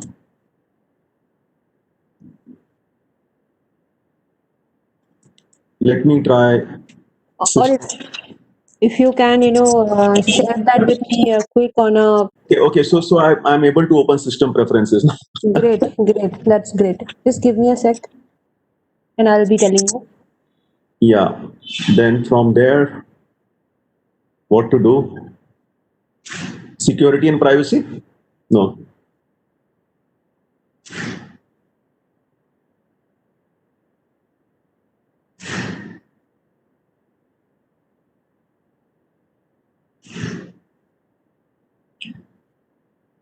Shirish, give it a try once now. I have once again given the presenter rights to you. So share is not enabled. So I'm in system and preferences. Where should I go? There, tell me. Go to security and privacy. Security and privacy. Okay. Yeah. Scroll down to on the left side, go to screen recording. 1 second. Screen recording. Okay. You should be seeing Cisco WebEx events or Yes. Cisco WebEx meetings. Yes. So tick those boxes Okay. and allow the app. You might have to drop off the call once again to make the changes. I'm not sure. Okay. So I've clicked on Cisco WebEx events, meetings, and training, all three. Great. You should be set then once your changes are done. Try Okay. to see now if you're able to share.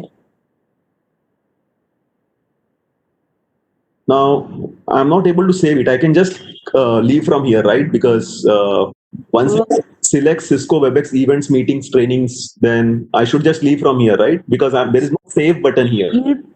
You'll probably have to enter your password or something. Just one sec. Let me go back to the same place. Um, So let me quit from like security yes, privacy. yes, yes. And should I now log out and log in again? So if you are being able to share, you don't have to do that. If not, you'll No, I'm enable. not able to. Share is not enabled. So is it saying that you'll need to quit the It the doesn't. application? It doesn't because see the mute, start video, and other icons are enabled, but share is not enabled. So Okay. and when I mean I have again opened the systems and preferences, so those boxes are clicked like no Cisco WebEx events meetings are clicked basically. Those are green. Those are done. Those are blue tick basically. Yeah. Yeah, I mean, yeah, whatever. Yeah. So yeah, What? if that is done, that should So should I let me log out and log in again? Maybe let me. log out and log in. In the meantime, while you're doing that, try to download your slides and send the slides to me.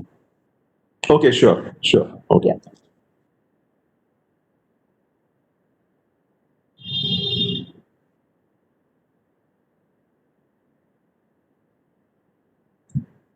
Now, okay, let me.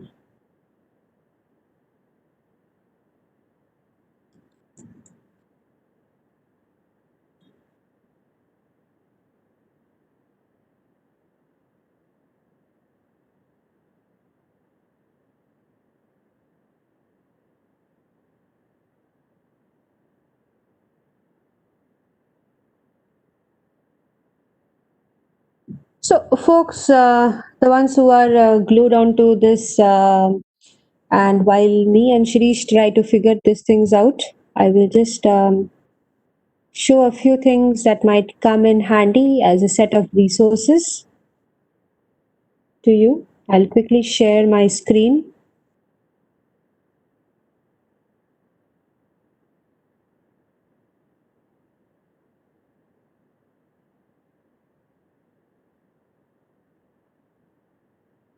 So, developer.ibm.com is one important website that people, professionals like us, internally and externally, we try to use this to see a range of different kinds of solution. This is particularly important for you, of course, because you are going to be building on the things that for this particular program, and not only this, but also for other hobby projects that you're going to do, or for something that you're going to be teaching your students. Today, I spoke mostly about containers, and I know it can be really overwhelming for the first time when we look at these. So we can get back to the basics of Docker and containerization from these courses, Kubernetes basics and serverless, what are microservices, not only about containers, but any particular topic, any particular technology that you want to speak on or you want to sort of learn about, you can go and check here. You will have different articles and most importantly code patterns. So code patterns are going to be like demo solutions, and these are almost pre-built, so you don't have to do a lot of building here, and you'll be able to start these things right away and have a full blown project with you here. Let me take a pause and take a look at where things are.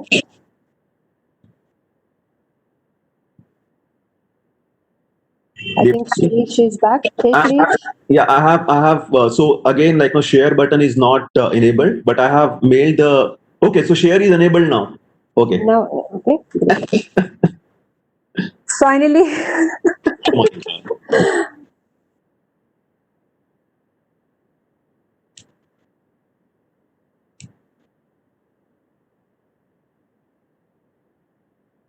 Okay. Can you see my screen? Yes, I can. So finally, the mountain has gone to Mohammed now. Oh my God. Okay. So so you can see my screen, right? I So can see your screen. do I need to put it in a presenter mode or it's fine? As you wish, Shirish, as you wish. Okay. So when I am in the presenter mode, then I will not be able to answer any Q&A. I will not be able to see any chat window and all. So I hope it's okay. Yeah, that's okay. I'm here. No need to worry. Okay, so sure. So can I start?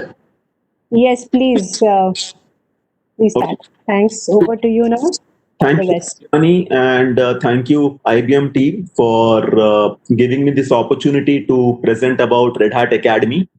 My name is Shirish Pandey, and I look after Red Hat Academy initiative at the APAC level. I'm based out of Mumbai, India. Uh, I think most of you would be knowing about Red Hat, and I know that there are more than 260 participants today, 260 instructors today from India on the call. So thanks for joining, and again, thanks to IBM for giving me this opportunity. Let's start the presentation.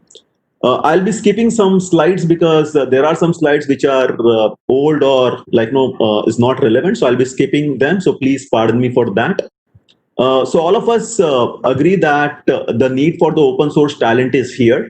So what I will do is that I will, at the very broad level, I will talk about open source, Red Hat as an organization, Red Hat Academy, the courses and certification, and the career opportunities for the students at a very, very broad level. And I'll take max maybe say 20 to 25 minutes, and last 5 to 10 minutes, I'll keep it for Q&A.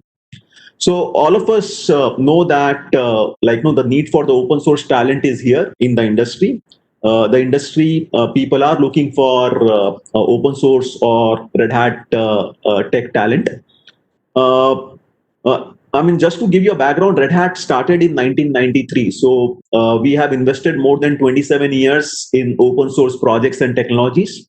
Last year in July, we have been taken over by IBM. So Red Hat is now a IBM company. Now, why open source? Now, whenever anybody talks about open source, we need to remember these four pillars or words, which is collaboration, transparency, innovation, and standardization. So, as most of us know that open source, it provides collaboration among a large and diverse set of a community of contributors. It's very, very transparent in its nature in terms of accessing and ability to act on issues. The most important thing is that it provides a very high level of innovation. People can solve the problems together and faster. And it is very, very standardized in its nature because it is created by the coders, by the communities who are working together. So open source provide these are the four features of any open source projects, that is collaboration, transparency, innovation, and standardization. And that is why Red Hat is committed to open source, and it's going to be committed to open source in future as well. uh, I don't have to tell that Red Hat is the largest open source company in the world. So I just wanted to share some of the interesting numbers. At any given point of time, there are more than 1 million projects which are going on in the world. And out of 1 million projects, open source projects, and out of 1 million open source projects, Red Hat actively participates in 40,000 projects. So what we do is that we participate in those projects. We convert those projects into products depending on our customers' requirement, and we provide service support and consulting on those products. So that's the business model of Red Hat. I just again wanted to share some of the numbers. You can see some numbers on the screen.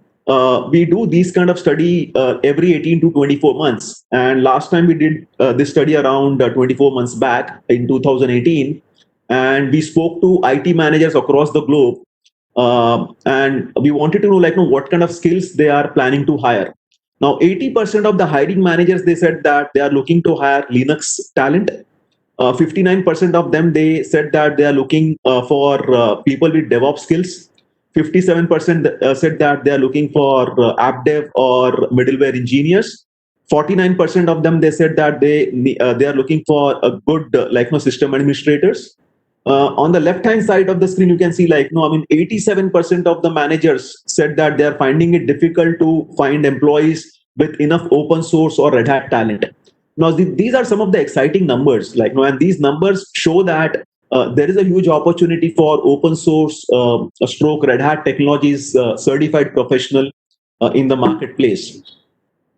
And let me tell you, though this was a global study, obviously, here we are talking about APAC, North America, Latin America, and EMEA market, but then this holds true in any country or any region.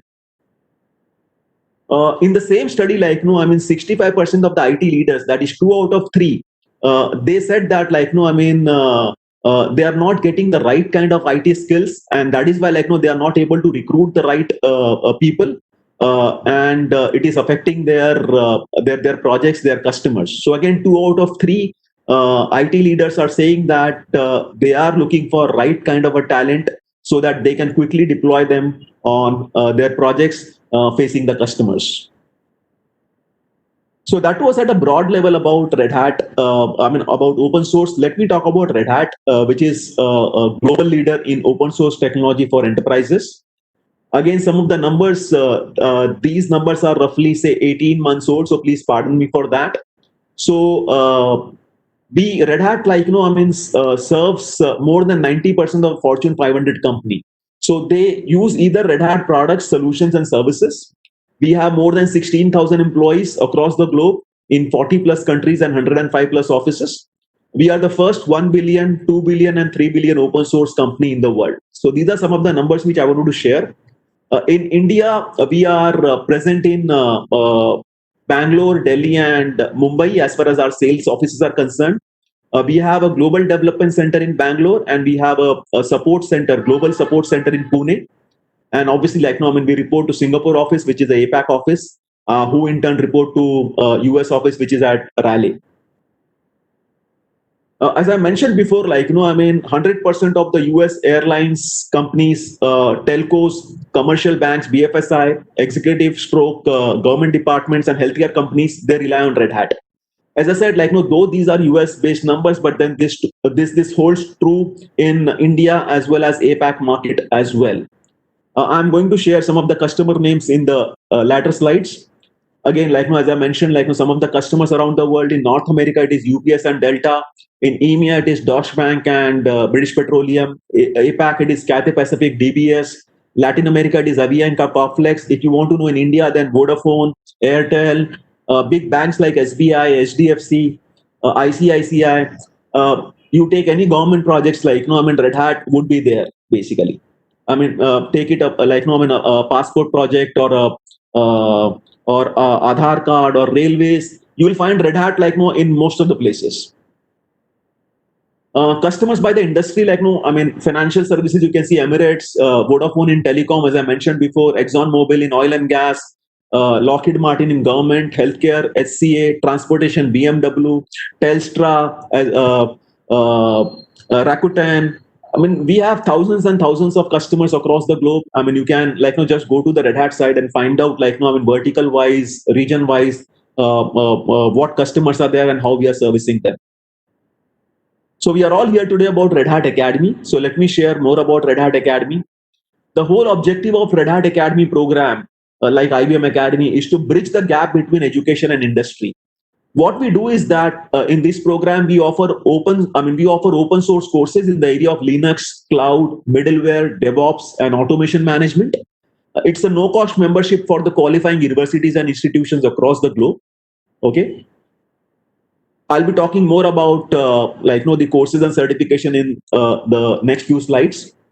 This is the value proposition for the institutions, instructors, and students as far as Red Hat Academy program is concerned. For institutions, they can work with the recognized leader in Linux. They can offer the latest curriculum in the area of Linux, cloud, DevOps.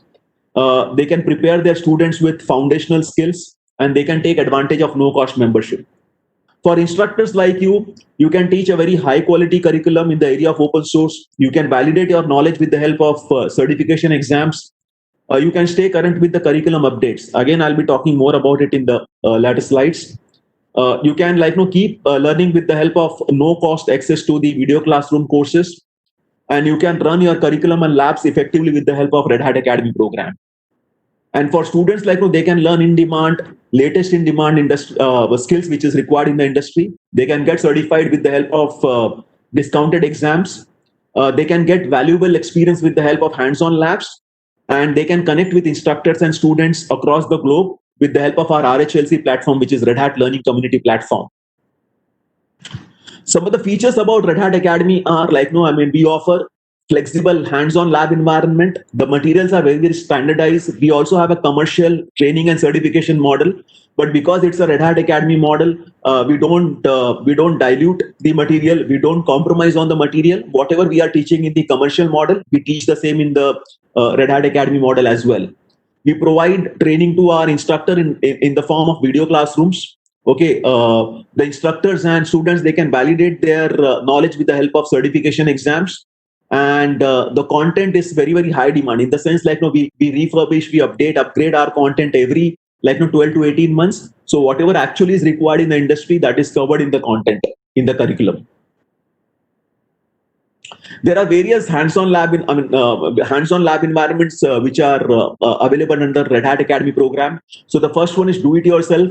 So what you can do is that, you can download and deploy the lab images on your local machines, and you can start teaching your students. Then there is something called as partner lab. If you are IBM academic partner, then the labs are available. The Linux labs are available on the IBM academic under the IBM academic model as well. And then there is a cloud lab which is available for fee. You have to pay for it. So for cloud lab, we work with NDG and InfoSec. But yeah, as I said, if you want a free lab, then I'm sure you are IBM partner, IBM academic partner, and then Linux courses are available on the IBM academic site. I think you should get a free lab over there. And if not, then as I said, we offer the lab images which you can deploy on your local machines and start teaching your students. There are multiple student courseware formats which are available, as I mentioned before, which includes ebook, printed book, and HTML. HTML, which is very colorful. At the end of every chapter, there are quizzes and scenarios. So HTML is absolutely free for the student. Ebook and printed book, they come at a cost. As I mentioned before, the course content is real world based. It is designed from successful customer use cases. We take feedback from our partners, from our customers, from our team members who have experience in working on thousands of successful customer use cases, and based on that, we design our curriculum. The global availability of the content is available up to, I think, 10 languages. Now it is available in Hindi as well. And obviously, we have a Red Hat Academy portal, Red Hat Academy learning platform, which is called as RHALP. We offer all these facilities through our portal. So we offer content, we offer the certification promo codes, we offer the certificates for the students once they complete the course. We offer the lab images, we offer the marketing stroke promo materials. And also, as an instructor, you can go and create classroom over there. You can add students, you can track their progress, you can send them the assignments, you can grade assignments, you can mark them as complete, in the sense that they have completed the course, so that they can go to Red Hat learning community site and download their course attendance or course completion certificate. As I mentioned before that, there are discounted exams available for the instructors. Instructors get 75% discount on the certification exams under the Red Hat Academy program. And they also get the free access to our video classroom for the Red Hat Academy courses. So they can learn the courses on their own, and then they can start teaching their students. As a student get 50% discount on the certification exams, and for instructors it is 75% discount. I spoke about Red Hat Learning Community. It's a peer-to-peer learning environment. It is online community. So basically it's LinkedIn come, Facebook come, Twitter all rolled into one. So students can go and become a member over there, a free membership. They can start participating in some discussion. They can ask questions, they can answer questions, they can scout for some kind of internship and project opportunities. There are tons of information which is available over there in terms of content, video. So I would request you as well as your students to go and become a member and start taking advantage of Red Hat Learning Community. Let me talk more about the curriculum and certification. So under the Red Hat Academy program, currently we offer 8 courses, which are defined in 3 different buckets. So the first one is system administration, second is cloud computing, and third is middleware development. Now the average duration of these courses is roughly say 40 hours. Now the way this courses have been designed is that when we spoke to our customers and partners, when we asked them what kind of challenges which they are facing in the industry, they spoke about the challenges such as automation management, agile or application integration, and digital transformation. Now if you see our cloud computing course, it addresses the challenge of digital transformation. Our Ansible automation course, which comes under the course is admin, it addresses the challenge of automation management. And our middleware development course, it addresses the challenge of the agile or application integration. So under sysadmin courses, we cover sysadmin 1, 2, and sysadmin 3, which is nothing but Linux automation with Ansible. Under the cloud computing bucket, we cover OpenStack administration. We cover OpenShift containers and Kubernetes, and we also cover the introduction to OpenShift application. And under middleware development, we cover programming in Java Enterprise Edition and implementation of microservices architecture. So these are the 8 courses which are covered currently under the Red Hat Academy program. And every year, we keep adding new courses to this list, and we keep updating and upgrading courses as well. These are some of the certification which are available after doing these courses.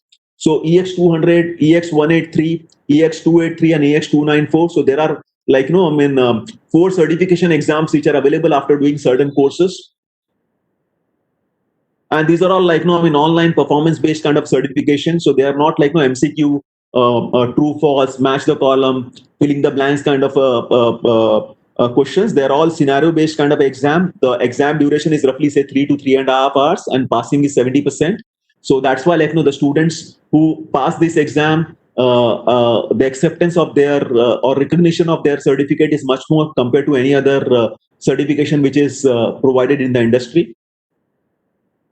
There are certain preliminary exam also which are available. So the difference between preliminary exam and certification exam is there are 2 or 3 major differences. One is certification exam, the duration is roughly say 3 to 3.5 hours. For preliminary exam, it is 1 hour. Okay, both can be now taken online. Previously, only preliminary exam used to be taken online, and for certification exam, it was purely a proctor driven. Somebody from Red Hat used to travel to university and make sure that he's present, and in his presence the exam has happened. And point number 3 is that after doing certification exam, if the student passes, then obviously he gets the certificate. But after passing the preliminary exam, he doesn't get the certificate, but he gets a code basically. And if somebody wants to know whether that student has passed the exam or not, passed the preliminary exam or not, then he or she can go to the certification central portal of Red Hat, mention that code, and find out whether that student is actually passed the exam or not. So these are the basic differences. Otherwise, the acceptance and recognition for both preliminary exam as well as the certification exam is equal in the market. Basically, preliminary exam, they help you to prepare for the certification exam. It is diploma and degree kind of a stuff, if you ask me, to define it in a crude manner. But then, yeah, and both are very, very important, and both are equally respected and recognized in the industry. And by the way, there are 2 preliminary exam currently available, which is PE 124 and PE 110, which is a cloud exam. PE 180 has become a certification exam now, so it's become EX 180 now. So under the Red Hat Academy program, again, just to summarize, we offer 8 courses, and those 8 courses, they map to 4, not 4 now. Actually, it's 5 certification exam and 2 preliminary exam. So total 7 exams. Okay, so let me skip some of the numbers. These are all US-based data. Now, I'm just coming to the end of my presentation. I'll just take 5 more minutes.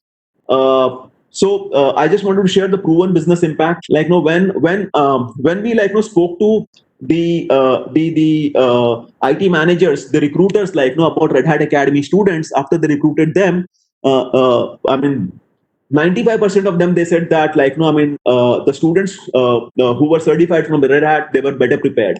and 92% of them, they said that the students were more independent. Obviously they were a team player, but then they found them more independent. So these are some of the numbers like which I wanted to share with you. When we spoke to our instructors and administrators across the globe, so by the way, globally we have 1900 academies. In APAC we have 900 academies, and in India we have 600 academies. When I'm saying academies, these are all universities and institutions who work very, very closely with us to offer courses and certification to their students and make them future or job ready. So 94% of the instructors and administrator, they said that after doing the Red Hat courses and certification, the student found better opportunities in the industry. Some of the academy partners which I wanted to share, from North America, Latin America, EMEA, and Asia Pacific. So let me talk about Asia Pacific.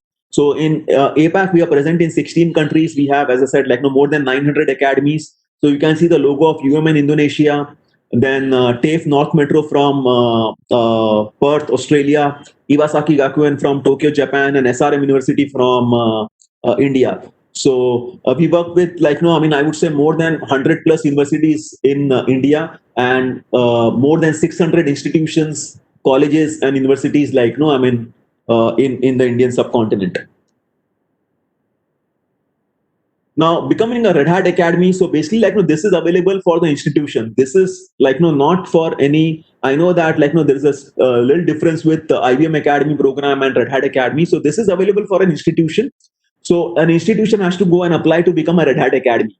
Okay, so instructor cannot go and apply for his personal use, or a student cannot go and apply. But you as an instructor or a HOD or a principal can go and apply on behalf of your institution, and then your institution will become a Red Hat Academy, and then you can start offering these courses to your students basically. So I think this is it from my side. I think I took exactly 20 minutes. I'll keep I wanted to keep last maybe say 8 to 10 minutes for Q&A. So let me see if there is any Q&A or not, any questions or not, or maybe Hi, Shirish. You can probably stop sharing your screen and you'll be able to see your chat window. Yeah, that's what I'm trying to do now.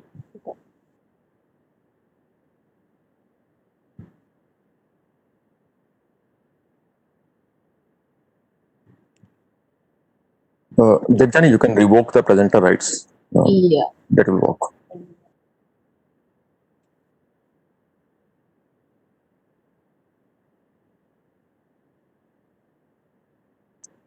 Thanks, Debjani. So, Shirish, now you can see the questions and queries on the chat. Sure. There is a question from Sujata ma'am, if you want to have a look.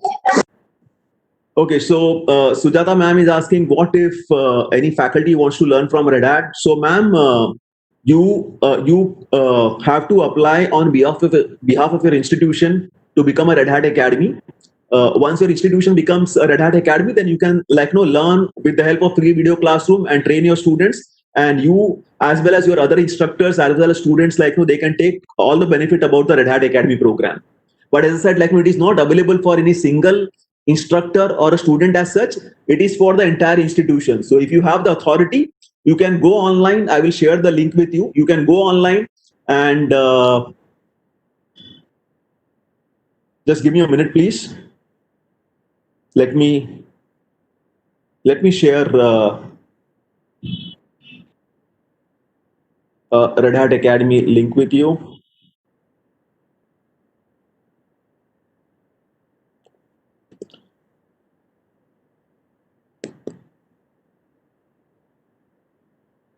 Again, I'm not able to reply in the chat box. Shirish, are you able to? Yeah. Okay, so I have so ma'am, I have pasted the link over there, so you can just go and have a look at it. If you are authorized person from your institution, then you can go and apply. And once your institution becomes a Red Hat Academy, which should not take more than a week, 10 days, then you other instructors can learn and start teaching your students. Requirement for a Red Hat Academy. Okay, so you need to be a university or institution which is authorized or approved by like no any government or a local body. It could be like you could be like no any university or a degree or a diploma granting institution which is approved by AICTE or UGCs of the world, and like no, I mean you can come on board. So that should not be a major challenge. I mean, as long as you are teaching your students inside your premises, because as I've told you, like no, we also have a commercial model, so this is only for the student, like no. So just imagine any university like no becoming an academy, and inside the university they are training their students. So that's a model. So if you are a university or institution which is granting any who's granting any diploma or degree and authorized by a government body, then you are most welcome. Yeah, I mean, Venkatesh sir, yeah, I mean, if you're a government institute, then as I said, like, no, I mean, if you are an authorized by any government body or AICT or UGCs of the world, then you can come and apply. Just go to that link, sir, and you will get all the information over there. The link I have already pasted in the chat box. Registration fee for Red Hat Academy, it's absolutely free. There is no registration fee for Red Hat Academy. I mean, there is no membership fee which we charge. It's absolutely free.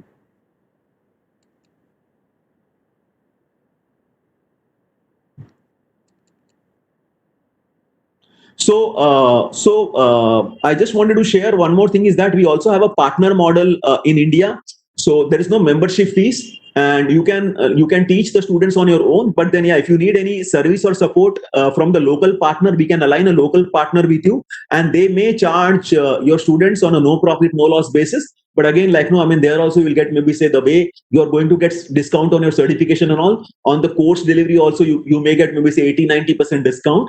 But if you, I mean, you can teach the students on your own, but then if you need any service or support from third party, then partner can teach. But then obviously, like they would like to recover their cost, and they can provide you that service and support.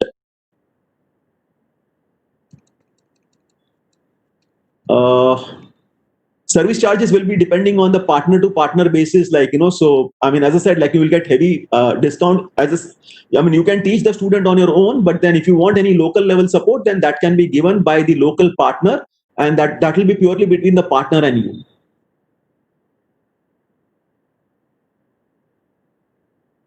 Nowadays DevOps is the most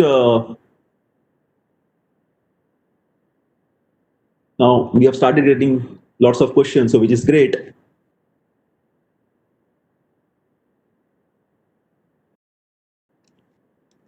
Let me go one by one, and I think I have maybe say 5 to 7 minutes more.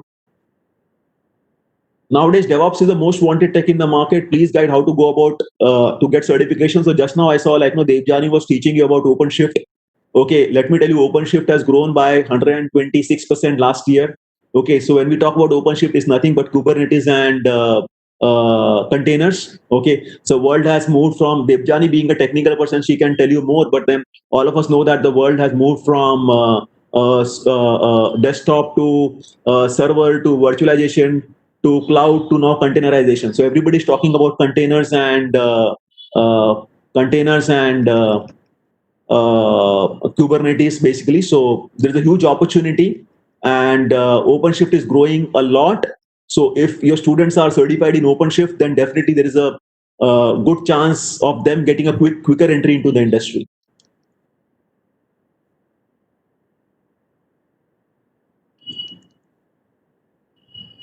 To whom we can contact for academic collaboration, you can contact me, sir. I mean, I have pasted the link, so you can go and apply there. And my email ID is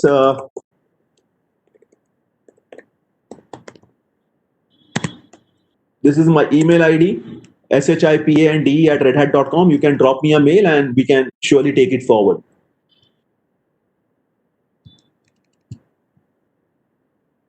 Okay. Please share this link. I have shared the Red Hat Academy link. Please go through it in detail. And oh, somebody has already applied for the application. Thank you for that. Okay. As I said, like no, you have to apply on behalf of your institution. Like it's the relationship is between the institution and Red Hat. do the institution have any specific infrastructure for Red Hat? No, not exactly. Okay, I mean, it is not. I mean, you can use your one of your existing labs. Like, no, I mean, I think 4 to 8 GB machines are good enough to teach Linux. You can download the lab images on your local machine and start teaching your students. That's not a problem. So there is no specific investment which is required as such. I'm sure you being a large university, you'll have multiple labs and you can manage it on your own. That's not a problem.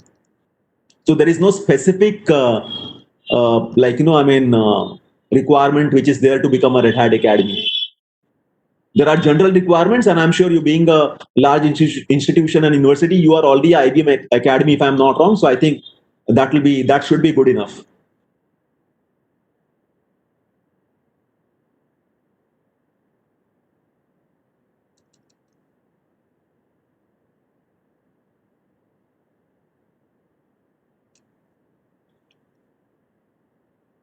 What is the process for registration? I have shared the link, Venkatesh.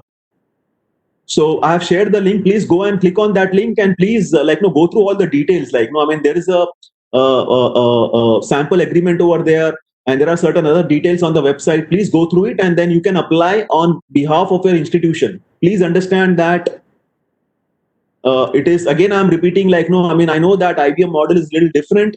IBM model is the relationship is directly with the instructor and the students. Here it is the relationship between, the agreement is signed between the institution and the academy, I mean, and the Red Hat. And we make Red Hat, I mean, we make institution as a Red Hat Academy. And once an institution become Red Hat Academy, then there is, I mean, the institution instructors and students, they start getting the benefit of the Red Hat Academy program. So the initial relationship is between the institution and Red Hat Academy. And if you are authorized person, then you can go and accept the agreement, and then we will take it forward. And I have already shared my email. If you have any queries, please drop me a mail, and I'll reply to you as soon as possible. And Shirish, this is Mrityunjay. There is one question from Dr. K. Lavanya. Yeah. Any certificate need to be cleared by faculty before teaching to the students? No, so that's a very good question. So there is no. So we always say that, I mean, the certification is recommended or advisable. It is not mandatory. So even if you're not certified, it's fine. You can teach your students. But then, yeah, under the Red Hat Academy program, you get 75% discount on the certification. So you can take benefit of that. Otherwise, it is recommended, it is advisable, but it is not mandatory.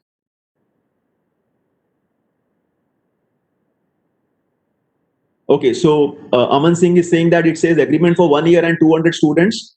So there is no fee for any other charges during the time, and after that, what we are going to. So Aman, I mean, this as of now, as per the current model, the agreement gets auto renewed every year. Okay, and you can I mean, we have just mentioned 200 just for the sake of it. It could be 20 or it could be 2000 also. So there is no upper limit for the number of students, and as far as the duration is concerned, it gets auto renewed as per the current agreement. So don't worry about it. Okay, you can I mean, if you are an authorized person from your institution, then you can go ahead and apply. That's not a problem. Just have a look at the agreement also. I think, yeah, you have already done it. So that's why, I mean, you managed to get this information from there.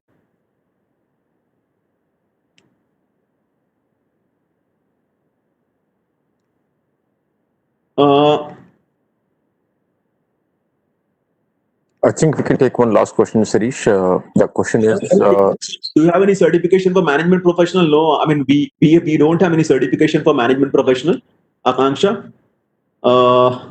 Anything else? Am I missing anything? Mrityunjay, can you just let me know? Otherwise, I think I'm through from my side. I think we are good. And, just to say, just to put a add-on onto this question, like certification for management professionals. The way I see it, that I am also a management person, into the industry from last 18 years. Yeah. And still, I need to learn few things technically to enable myself either for benefit of others or for benefit of my own career as such. So I think the management professionals can also go and learn some basic courses from the Red Hat Academy for their understanding on the technology and the open source. Yeah. Well said, Mrityunjay. Like, no, I mean, for example, so we offer all these basic courses. Like, no, so RH124 is a basic course for sysadmin. Then CL110 is for cloud. DO180 is for, or DO101, which is a one-day course. It's on OpenShift. So these are the basic courses. And if the management professionals, if they do these kind of courses, then their basics will get more clear about technology. And then when any technical people talk about these things, then it will not sound Greek and Latin to them. So again, I mean, very well answered. Yeah. Absolutely, and awesome, Akansha ma'am. That's why you are here, and that's pretty awesome, ma'am. Thank you. Okay. Before moving on to Mrityunjay, Shirish, thank you so much for being here with us today. Please do share your email ID once again. Okay. Yeah. I will share that. And Shirish, in the meantime, if you can, Akansha ma'am has a follow-up question. Can you please repeat the course names? Can you please type the course name, Shirish, for the benefit of everyone into the chat? The courses which we spoke about management, the basic courses, please. Okay. So basically, so we offer Linux, then DevOps, cloud. Okay. Then middleware and automation. So at the broad level, like, no, I mean, I can mention the name of the, like, no, I mean, the technologies which we are covering, which is Linux, DevOps, cloud, middleware, and automation. My request is, like, no, if they can just search for Red Hat Academy and go to the website, they will get lots of information about the courses, certification. They can have a look at some video case studies, the case studies. They can look at some of the resources over there, and they will get lots of idea about the overall academy program. And in case Akansha ma'am and all, if you are not able to find the information, you have email ID of Shirish. I see very few people who provide their email IDs in such forums. So we can always send him an email and bug him till the time he gives the information. Yeah, absolutely. I mean, you're most welcome. Like, no, I'll be too happy to, like, no, reply to your mails. Thank you, Shirish. Okay, thanks Mrityunjay, and thanks Devjani for your help, and wish IBM team the very best, as well as wish all the instructors today the best for their future. I have mentioned my email ID. Please drop in a mail anytime, and let's take it forward. Thank you very much. Thank you. Bye bye, and take care. Bye bye. Thanks. Thanks, Shirish. Thank you. So, as the next part of the last end day session today, we have design thinking with Mrityunjay. So Mrityunjay leads the developer advocacy program at IBM community for India and South Asia. And for your entire period of the hackathon or the buildathon, design thinking is going to help you to channelize your thought processes and get your shoes up and running. Over to you, Jay. Hey, thanks, Devjani. So, pranam and very good evening to all teachers, faculty members, which I call them as gurus, and that's where this entire program name came as GuruCool. So, welcome to all of you, and my pranam to all of you. Now, Devjani introduced me, so let me quickly share my screen. One moment. I hope it's visible, Devjani. Yep, it is visible. So while Shirish was actually explaining, I just opened the website and I was trying to do it myself. What are the things? So, okay. Now, let me quickly move on. So Devjani already introduced me, Mrityunjay, community leader, IBM South Asia, for India and South Asia as such, whereby I manage the community ecosystem, the startup ecosystem, and academia ecosystem. So Devjani, me, Yuktesh, we work together and we work pretty well and in collaboration with the Smart Bridge. Now, was just saying to ma'am, Kansha ma'am, that I'm more of a management guy, almost 18 years of experience now. And I started my career as a technical, then got into management.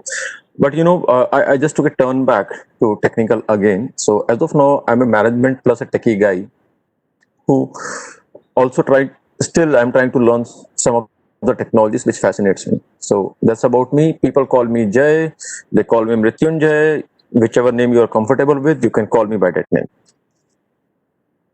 Okay. Now, I will try to keep it short. Usually, any design thinking session which we conduct is minimum of 4 hours. That too face to face with a lot of fun, lot of exercises, a lot of movements. But because of this virtual world, I will not be able to do it, and we'll try to restrict just to the basics and the principles which are beneficial for this program. However, I will provide you the content and the future material which you can go on your own if you want to learn more about it.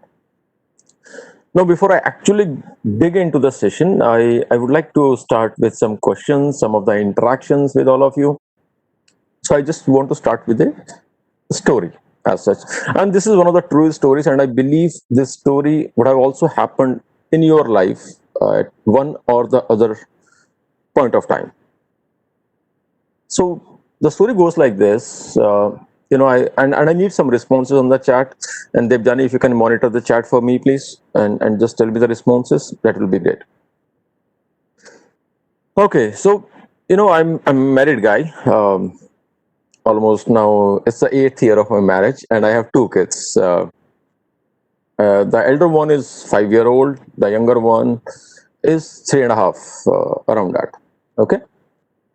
So what happened once, almost a year back, as such, is one of the fine evening, both of them started fighting on a piece of an orange. So there was only one orange left in the house, and they like oranges. So both of them were fighting, and they were about to beat each other. Those fights. Now, what I could have done to manage that situation, I have one apple, and one orange, and 2 of my kids are fighting over it. What's the solution for that? What should I do for them? Any suggestions from anyone? What I should have done at that moment of time, or if the situation comes again, what should I do? I'm going to stop my screen share for a moment, and then so that I can see the responses. Okay, share it for both. Share it. Sharing is caring. Divided into 2 parts. One who cuts first will get last. Okay. Divide and give 50-50. Do half, give them. For futuristic view in mind, hold them to have it. Give a choice better than the orange. Okay. First come, first serve. Make them fight. Provide them as a juice. Yes. Make a juice. Just split it into 2 equally and give it. Keep a game, a challenge, probably a hackathon. Give it to them. Who wins it? Give them another food. Ask them to decide and deal with the situation. Oh my God. Okay, great. Now, you know what? One of the common things in all these responses is all of us, and that's what exactly I did. I also divided the orange at that time, and I give it to both of my kids. Very interestingly, the younger one threw that and he started crying. Okay. Now, what I realized that day is they were fighting for a orange. That's fine. Okay. What I did is I arrived at the solution without understanding why do they need that orange. It is very possible. In my case, it was that the younger one, he just thought that this is something he just want to play with.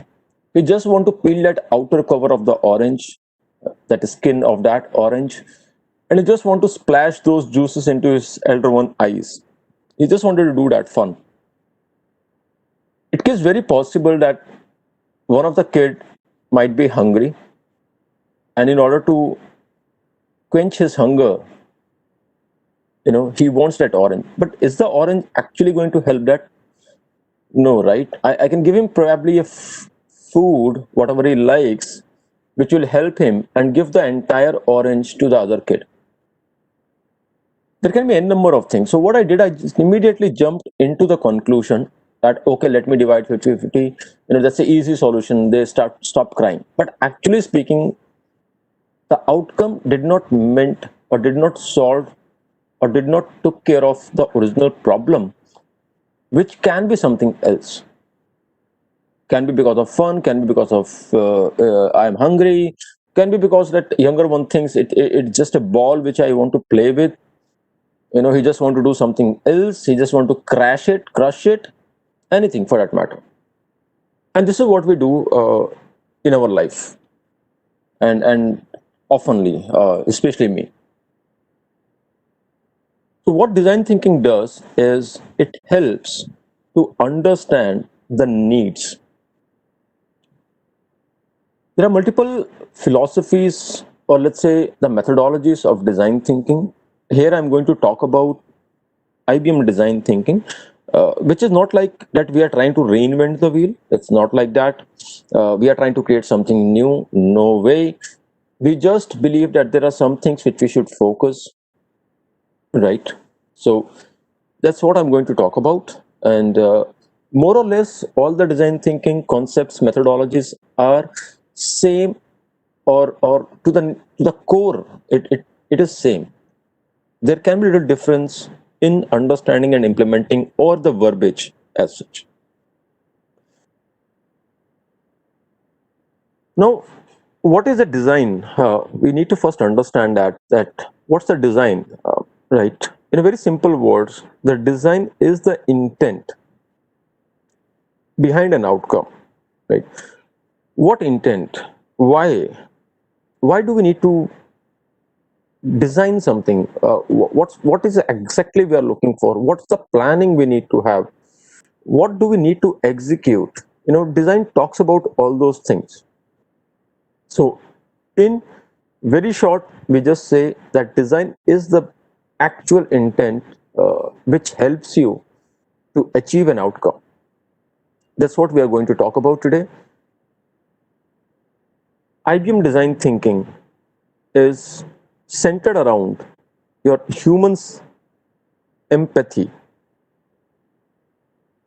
It is very much important that you should have, or anyone who is developing anything, for anyone in any industry, to understand and have empathy for the people. I have seen multiple products or solutions getting failed because they thought something that it will help the users or the people, but actually they did not understood their exact needs. So it is again like saying, many people say that put yourself into user shoes. It's not just putting yourself into the user shoes. It's also about experiencing what they experience, feel the way they feel, right? And then see from their own eyes. So my kids have come. Just give me a moment.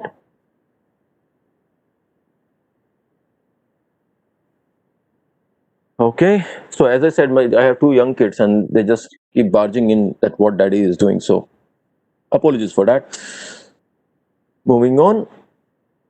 Now, anything which we deliver is obviously and anyone in the corporate, non-corporate, we always look to deliver the outcomes at a certain speed and a scale. And no one can achieve a scale or a speed unless we work together as a team. Your team can comprise of multiple people, which I will cover in some time, that who are the key people whom we should consider.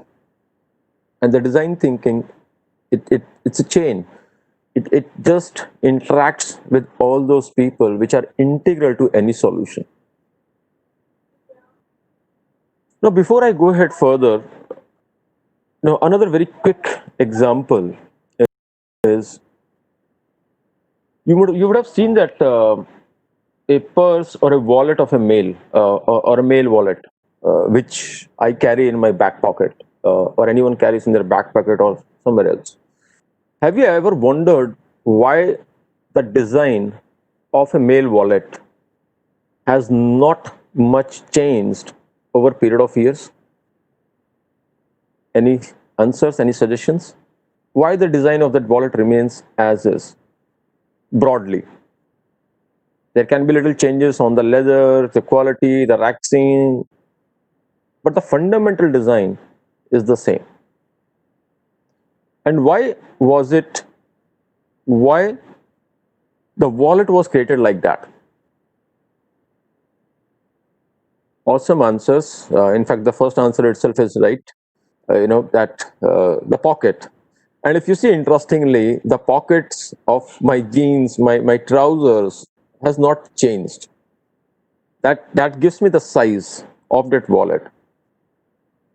But apart from the size, the other responses came like, if you go to the market any day and you see the kind of wallets which are available, you will see little variety. But the size remains same. You need to have some pockets, or let's say some of the area to keep the currency. That currency, if you are buying a wallet in India, it will be sufficient enough to handle those 2,000 rupees, 100 rupees, 500 rupees notes as such. You might also see certain pockets to keep the coins. Some of the wallets might also have a transparent pocket where people used to keep either a god's photo, the parents' photos, the kids' photo, the girlfriend's photo, the wife's photo, anyone, right? So certain portions, certain sections are to keep the credit cards. And it has evolved to a certain extent when it was first designed. So how they do it is they first understand that why and what a person needs in a particular wallet. That's why you might see a little bit of changes, but overall the design looks same. If I create a wallet which is bigger than the pocket, I don't think that people are going to buy it. Okay. So yes, one of the responses that need is the starter of the design. Absolutely. And I will take you through that. And I will try to do some hands-on as well, or at least show you how we do implement the design thinking concepts in the real world. So coming back to the content again. Now, IBM design thinking, and please don't mind, I will be heavily focusing on user needs because they are very much required. So, what is IBM design thinking in little bit more detail? It's a scalable framework, what we have, and it helps the teams to understand and deliver continuously. It's not just one that you deliver something and you stop, not like that. It's just an iterative process. As I said, there are many design thinking frameworks, but what we have done is just add a couple of things, focusing on users especially because we feel that they are our North Stars. Now, understanding the people needs, ma'am just answered in the chat before I came to that slide itself, is the needs is the first and the foremost and the important part. So you have to understand the people needs.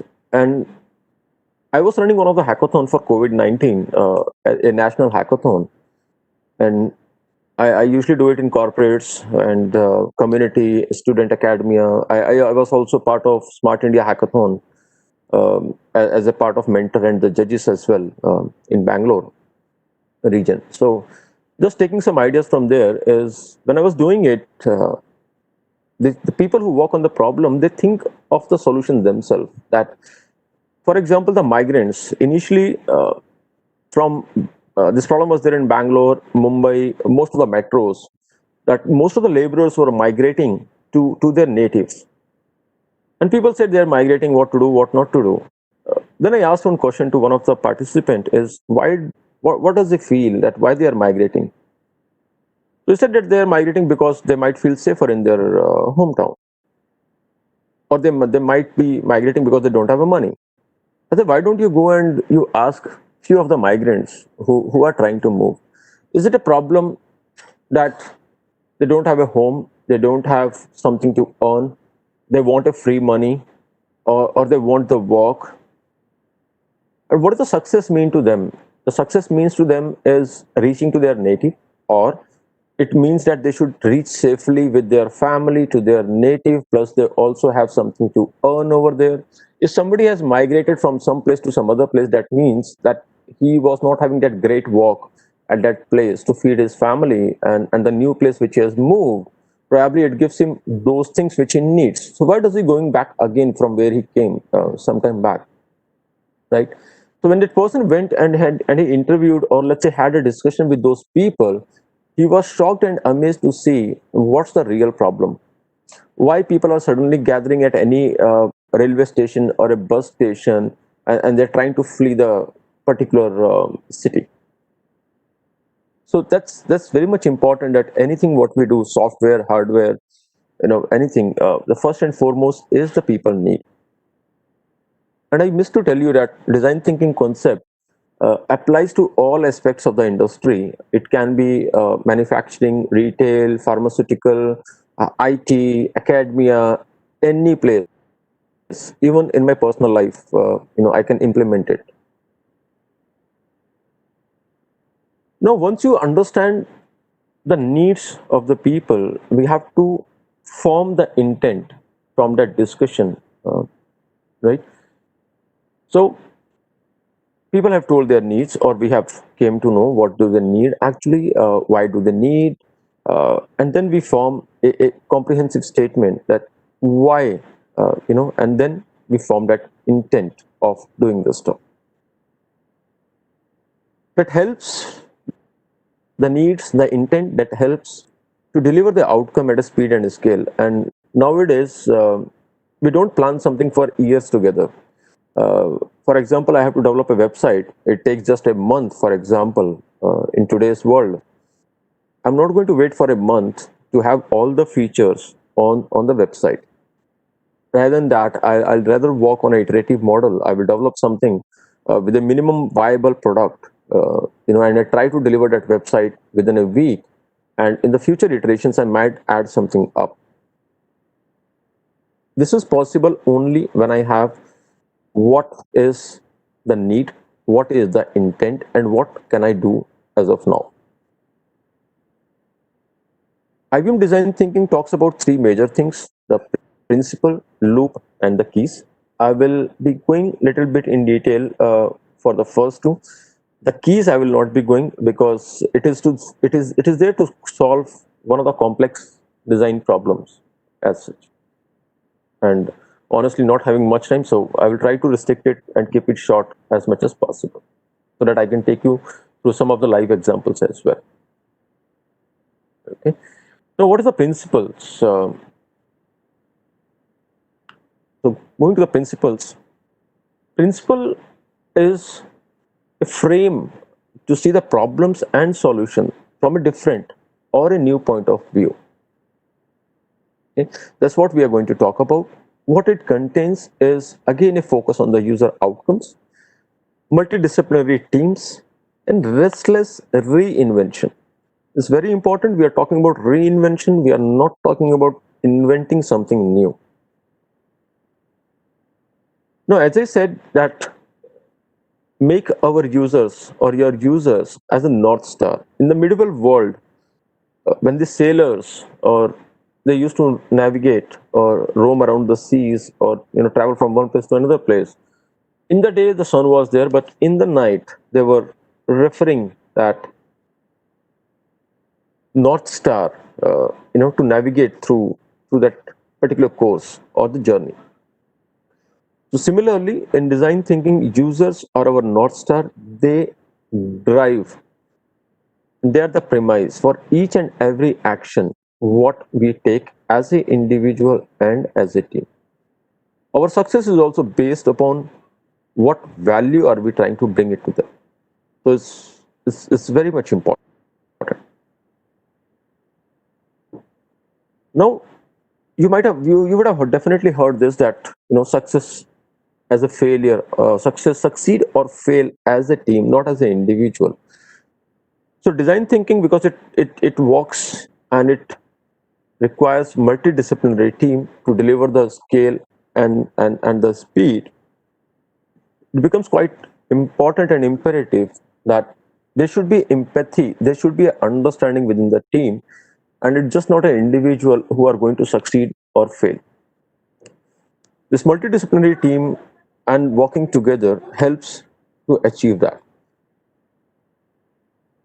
And you cannot work as a team or succeed as a team unless we understand each other first, which is basically the empathy.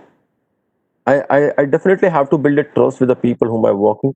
I definitely need to have a confidence in my team, and they need to have confidence in with me, right?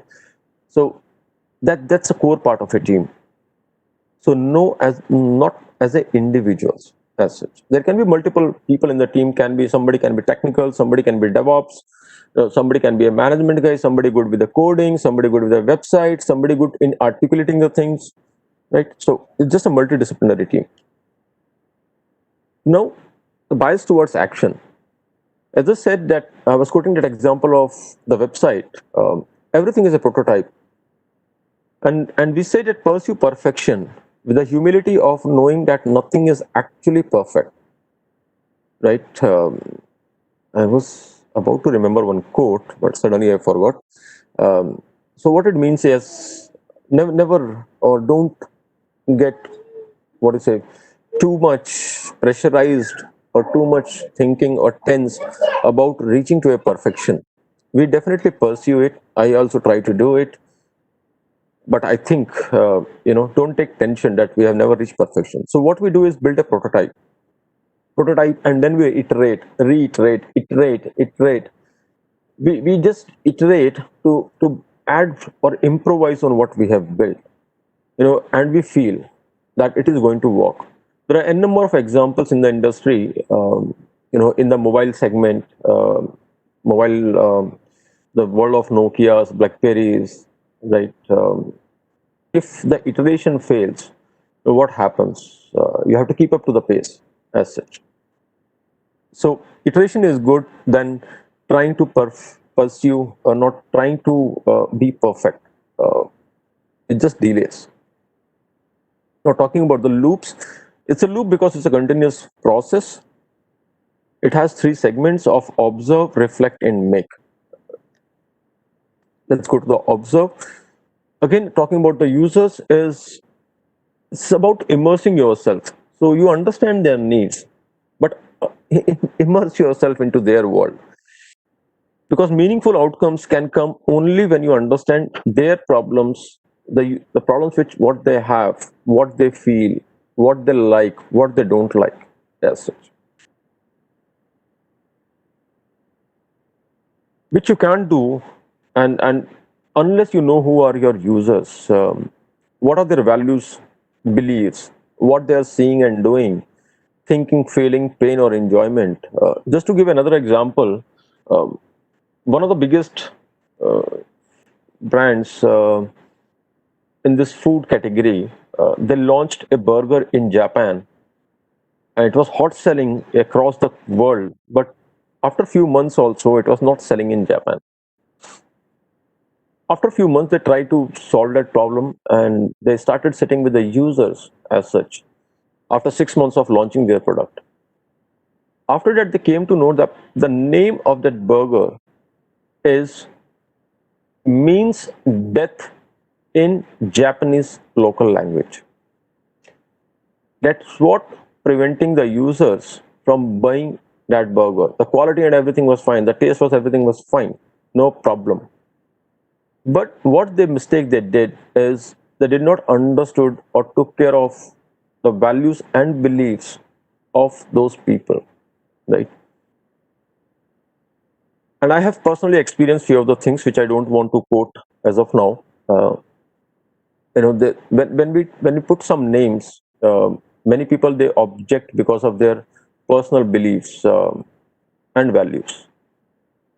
I also mentor startups, few of the startups, and when we try to develop some of the project, we take care of the local needs, not to fall and not to hurt anybody's values and beliefs. Okay. Now again, I'm coming to their needs. That the problem which you are trying to solve, what is they are trying to solve, the users, and what does success mean to them as I quoted, that migrant moving from one place to another place, what's the success for him?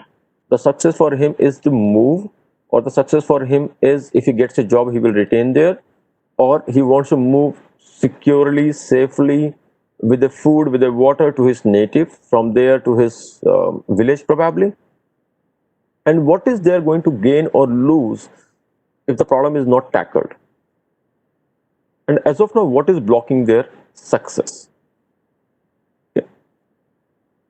Now, this is one very important thing which people miss out. Most of the budding developers.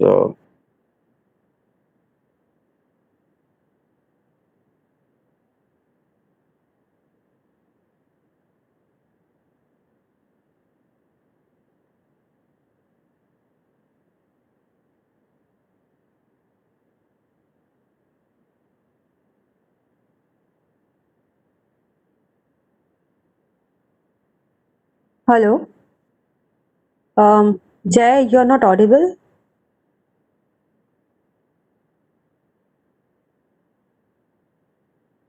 Guys, give me a minute. I'll just check with him.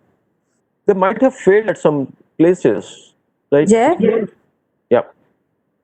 we had an outage for around last 30-40 seconds. Okay.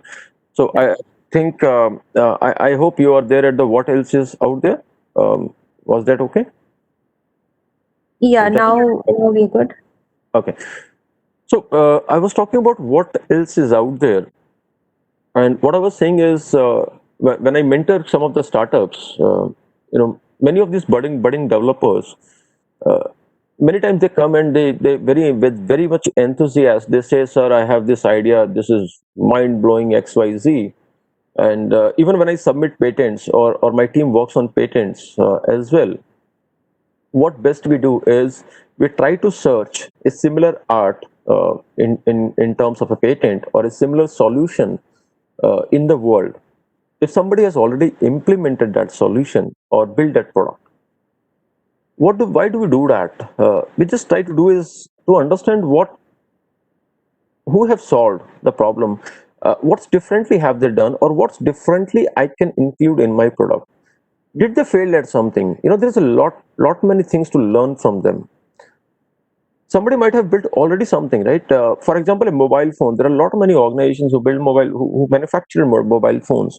But what value add can I bring to the existing mobile phones? That's how can I keep it a little different? How it is going to attract people? So it's always good and recommended that we should look out to see if something of such sort is already out there and learn from there.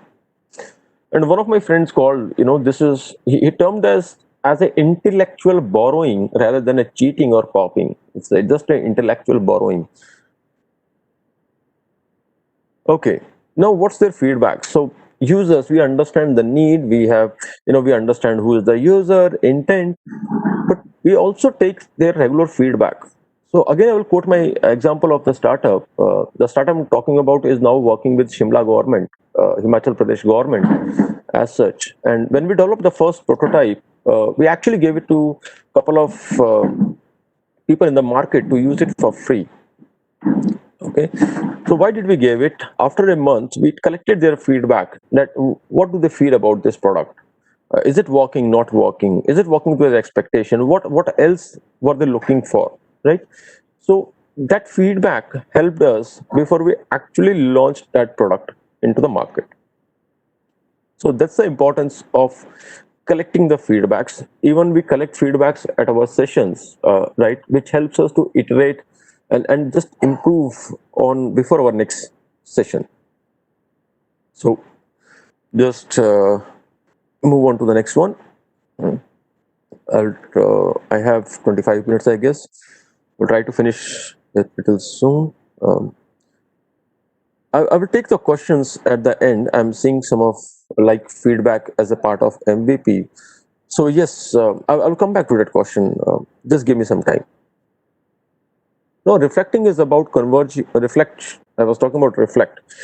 What is reflect is we have those intents, the user need, the users. We are going to work as a team. So what we do is across the team, whoever in our entire team, we just converge to a particular point of view, having so that the entire team has one point of view. When we have one point of view, it is good, and it is, people will be ready to commit to the cause, which is very much required in agile. Also, if you go, they talk about social contract, which is just like commitment, right? So which is very much required, and this reflection helps us to come to a certain point or converge as a team.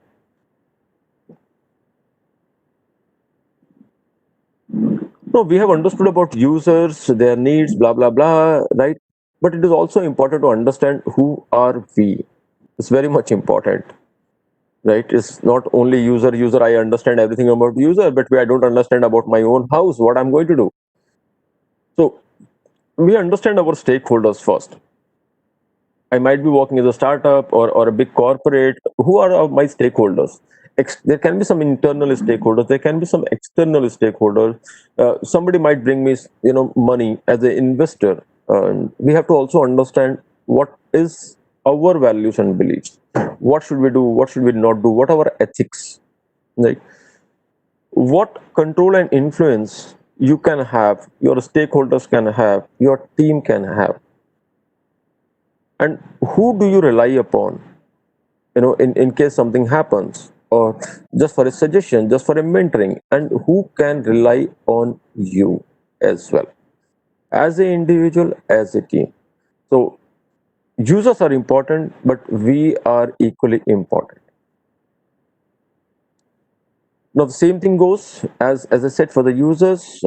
Our intent, or also, what's our intent? The users, the problem which we are trying to solve, what do we stand to gain or lose as a team, as an organization, as an individual, and what's blocking our success? There can be many times, there can be, some of the small things or the big things which might block. When we list down those blockers, it also helps us to understand what is the alternative. Can I do something else? Can I find a person who can move that blocker for me? Now, what do we already know, and what do we know? What do we already know, sorry, and what do we don't know? We don't know everything, right? So we observe, we also see what works, what doesn't work, probably after the iteration, what has worked, what didn't has worked, what insights do I have as of now, what's the data I have as of now to take my decision as an individual or a team. Now once you have this, definitely you have to plan the things. And now I will come to the MVP part, that what should we do now? There can be 10 features on a particular product. What's the basic feature I should develop now? And what's the features which I can give in the later releases? Uh, so what is important now? What can be done at the later stage in an iterative process? And what is required to be successful at a bare minimum? And are we ready to commit, again, as an individual and as a team, on what we are trying to develop? So that constitutes your plan. Now I think I'll just end it over here till the plan.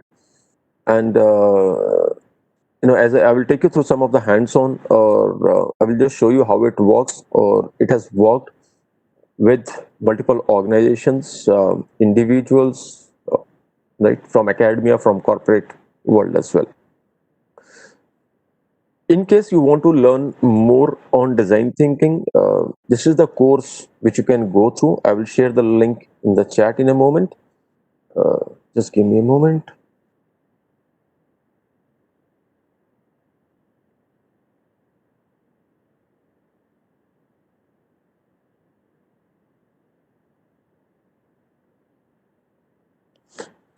So this particular course will help you to understand the design thinking in detail, and it also provides you a digital badge, which is a digital certificate. Okay, let me take you through one small video, which will help to understand. Just one moment. Okay.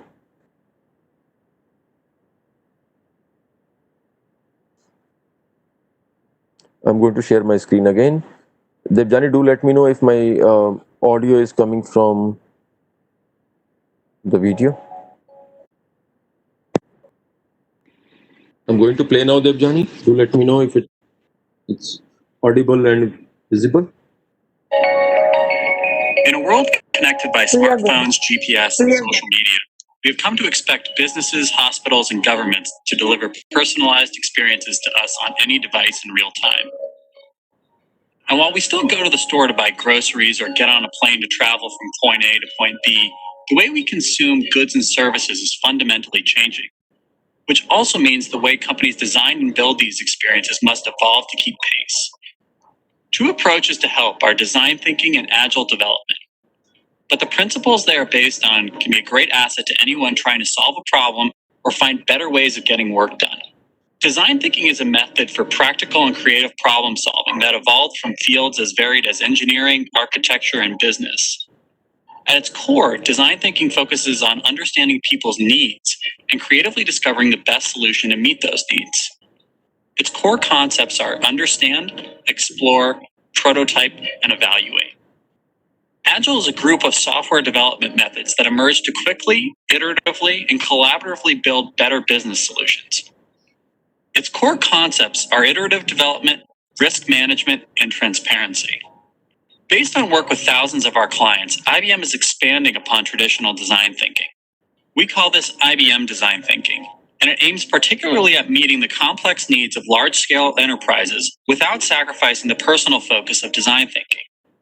To get a better idea of how these new ways of working, IBM design thinking and Agile, come to life, let's take a look at how a company benefits from using these approaches in So this is the example I was quoting, and it's a non-technical example, so just have a look. Expanding their business. Green Jeans Nursery is a successful garden design and supply store based out of the state of Vermont in the United States. They've had such explosive growth over the past 2 years that they've been able to open 3 additional stores. They launched their web experience about a year ago, but while their in-store sales continue to grow, their website sales haven't met expectations. Gene, the founder and owner, uses IBM design thinking and knows that he needs to start with the end user. What exactly are the reasons their needs are not being met? First, he needs to find out who his real users are, what they think, how they feel, what they see, hear, say, and do. Not satisfied with merely coming up with potential issues internally, the business, design, and engineering team members collaborate and decide to find people that have a shared interest in gardening and are familiar with the products. After their initial search, the team narrows their focus to a candidate that meets a wide variety of helpful criteria. Jane. Jane agrees to an ongoing relationship to provide priceless insights as the business grows. As the team begins to work with Jane, they gain insights they otherwise would have missed. This research is crucial in making improvements for their users. For example, they find that Jane, despite being interested in new plants, doesn't know where to begin. She likes the way many plants look online, but she doesn't know how to grow and take care of them. At the store, a customer can always ask an expert, but visitors to the website like Jane have no simple way to get help. Armed with this new information, the team regroups with the larger team to plan next steps for refining the challenge or hill statement. They agree the site fails to deliver personalized how-to guidance at any point in the online experience. To articulate a clear outcome statement, the team generates as many ideas as they can. Help chat, a planting guide tool, the ability to submit photos and questions. Gradually, they weed out unrealistic and expected ideas that lack a wow factor. Then, and only then, they start to determine how they will build a solution with new features like responsive recommendations to expert videos based on what content a user is viewing. They begin with sketches, then move to more formal designs to better hone in on the real value their users need. The team leader engages a larger cross-functional team that can deliver a working model of the idea. The working model will be reviewed with the larger team and tested with end users. As the team is developing the prototype, they refine the idea further to offer Jane the ability to archive favorite video materials. They take the working prototype back to the larger team and to the end user to test its effectiveness and get feedback. The team will iteratively refine the product at each step of the way to make it suited to the user and more seamlessly integrated with the existing website.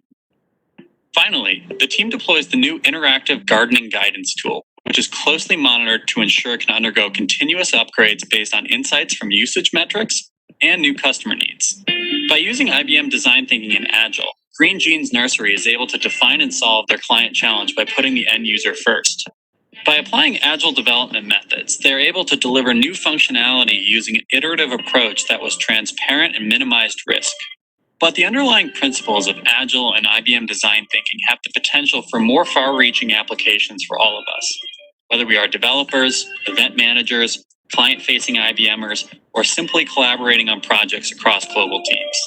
If you are trying to improve a process, beginning with the end user will help you focus on improvements that provide the most value. If you are trying to make progress quickly on a project, establish the most critical features to focus on first, iterate quickly, and share progress regularly across the team and with end users. As the marketplace changes, we need to evolve faster than ever. It's how we keep reinventing ourselves every day.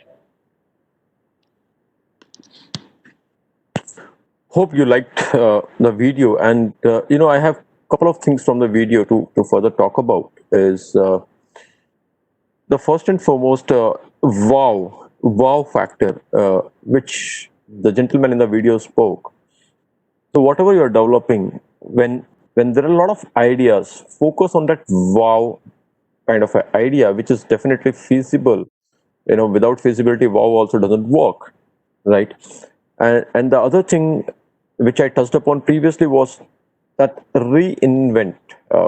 It's no need to invent something from the scratch. Just see what further you can add. What value add can you provide over there? Okay, so to quote some examples, you would have seen this industry. What do you say? The television industry, for that matter, the mobile industry. What were the initial mobiles? Like a brick, and I remember holding that mobile in my hand, which was more like a wireless set, even probably bigger than that. And at that time, the incoming was chargeable to 6 rupees per minute, right? And how mobile has transformed, how it is reinvented. And many of these things are patented, by the way. The single click of an iPhone, single button, is a patented technology. Nobody can ever put it. So it's all about reinvention, not trying to create, not trying to invent something. And because I'm very much fascinated about this reinvention and things like that, while I was talking, I have just opened a web page called patents.google.com, and this is, I'm doing it for the first time in front of you, or even probably not in front of you.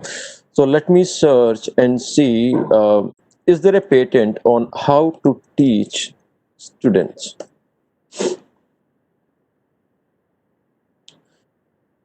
If you see, there are already patents, right? It's a teaching is a very older, or what to say, from generations altogether. I even don't remember from since when it started, right? I the last I remember is the Ramayana, or those the old scriptures as such, which has notes, right?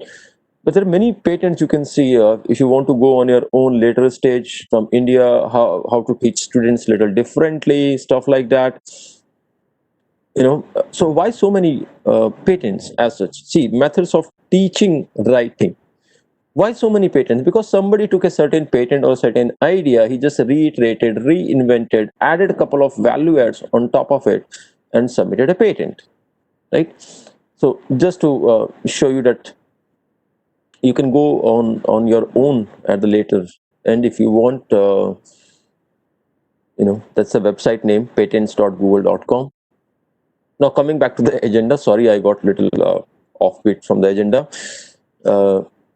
No, coming back to design thinking again, this is one of the virtual tools which I use for design thinking or collaboration with people. When we had this in-office working, we do it over a big room with multiple whiteboards. But in this virtual world, this mural is a good place to go. So as of now, I've kept it in a very small. I have to zoom it so that you can see. But before that, let me take you through the overall stages as such. So what we do is, so this was for a hackathon as such, which I prepared and gave it back to them so that they can ideate, they can work on that problem. So as ma'am said, and I'm talking about that, first and foremost is the user needs. Once we have the user needs, it translates or converts to the problem statement. Right, there can be multiple problem statements, and the way design thinking teaches is you should have as many input as possible. There is no restriction, right? Even when you are having the user needs, list down as many user needs as you can. And when we do it, we go with the voting sessions as well. So I don't want to take you through the entire thing, but it's just like that you go with this voting, understand as a team that which one is the most prioritized action for us. The same thing goes for the problem statement. And once we have a certain problem to work, I will zoom after a while. As of now, let me show you the flow. So after that, we go to the empathy map. So in empathy map, we try to draw a persona of a person as descriptive as possible, and that's our user actually, right? What my user thinks, what does he says, what he actually does, and what does he feels after doing a particular action. Now from there, we get our ideas as such, multiple ideas again and again. I'm reiterating, or have as many ideas as you want, and the biggest the number, the better it is. That's how we take it.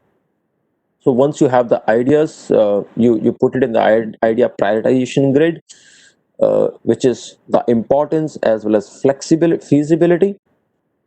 And what design thinking teaches us is, if an idea is high on importance and high on feasibility, we call it as a no-brainer, because people know about it and somebody would have already done it, right? So don't go for those ideas. What we recommend is the idea which is high on importance and on the middle side of feasibility. That's my big bet. That's the idea which I should definitely opt for. These are the unwise ideas which are very low on feasibility and low on importance, and the ideas which are very high but low on importance, these are just utilities. Now once we have that, which idea am I going to work, then I define my this is a broader hypothesis, having all the information at one place, the problem, users, benefit, features which I'm going to have, and there are some assumptions which we work with.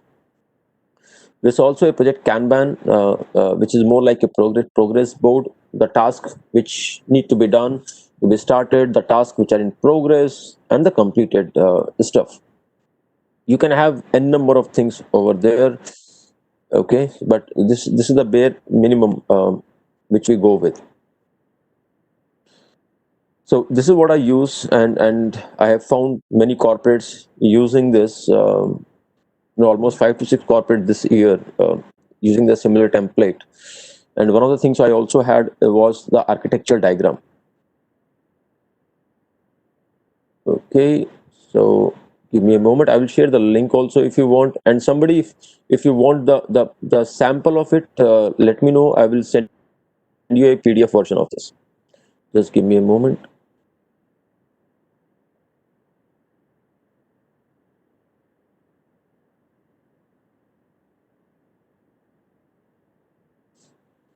Okay.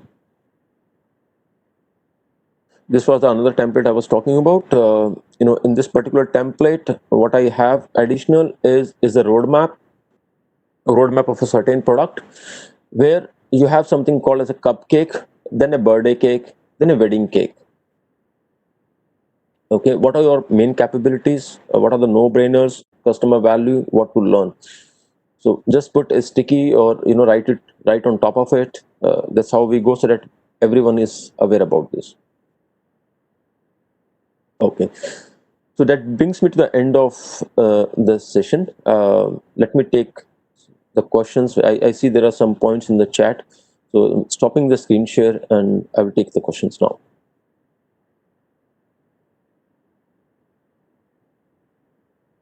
Okay, give me a moment, I'm just scrolling. So one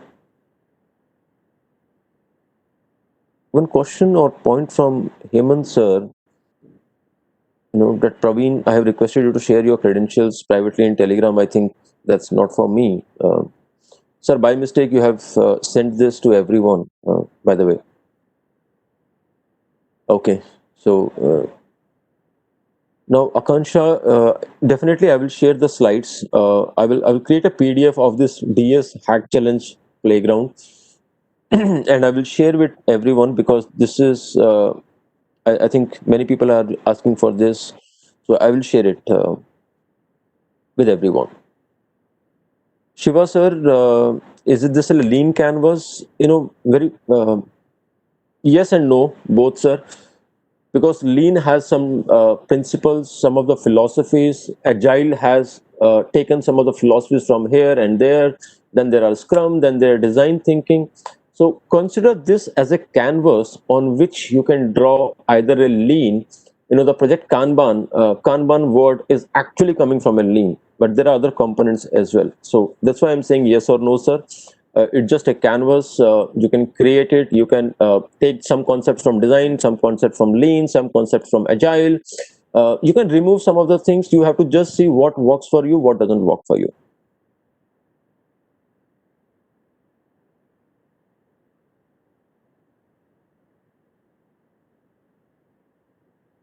Okay.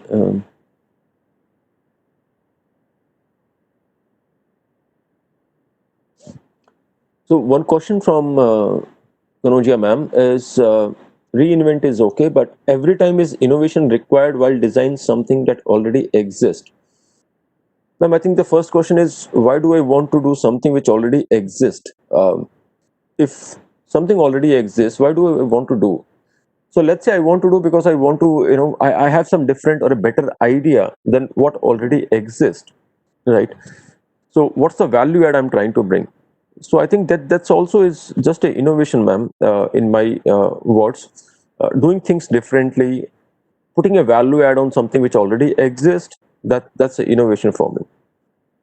So you can see, it's all about iteration, how to make your product better with each and every iteration.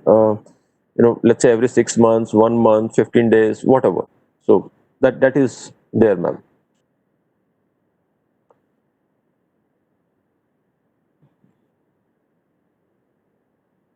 Ravula sir, I've already shared the link where you can go through the course and this particular material. What I used, I will also share it with all of you. And what I was sharing is what I told you as of now, or gave a session, is a very compressed version. The PDF which I'm going to share with all of you will be a much more elaborated version. So it has almost 60 to 70 slides.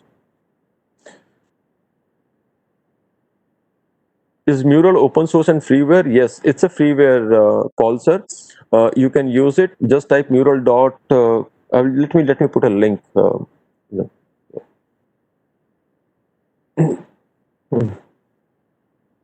Give me a moment, please.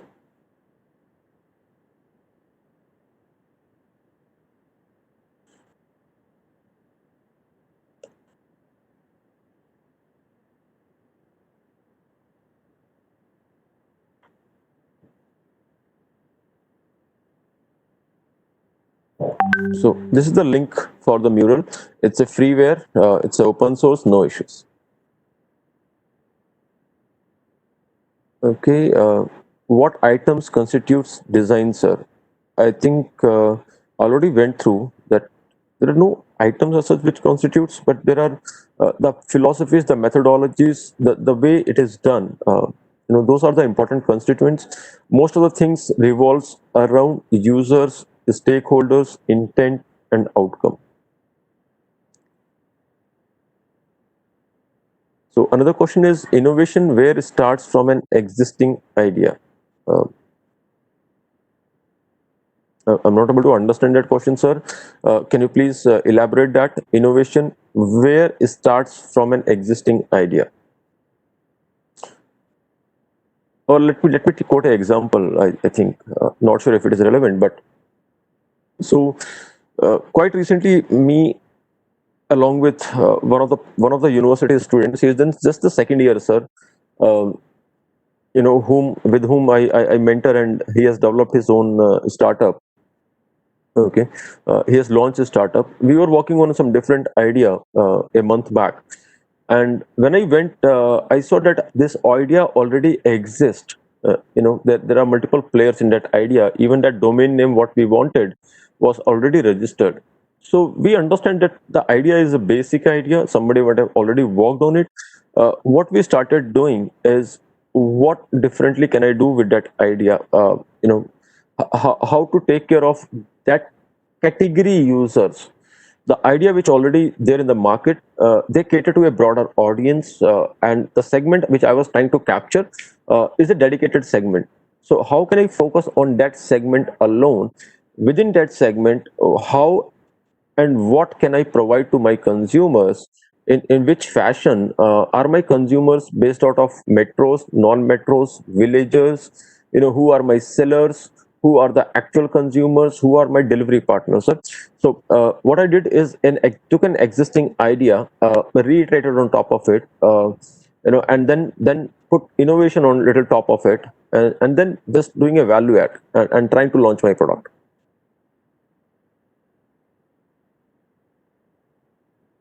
Just a moment, sir. I'm sharing it again. Ravula, sir.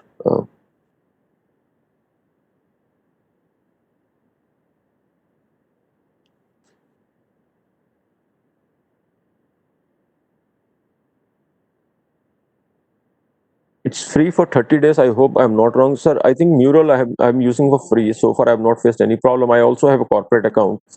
And what happens that after 30 days, you can export that PDF. If you invite somebody, he can access for 30 days.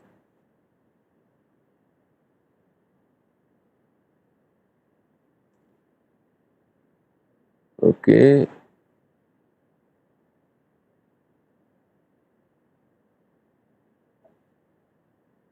Thank you, Ravula, sir.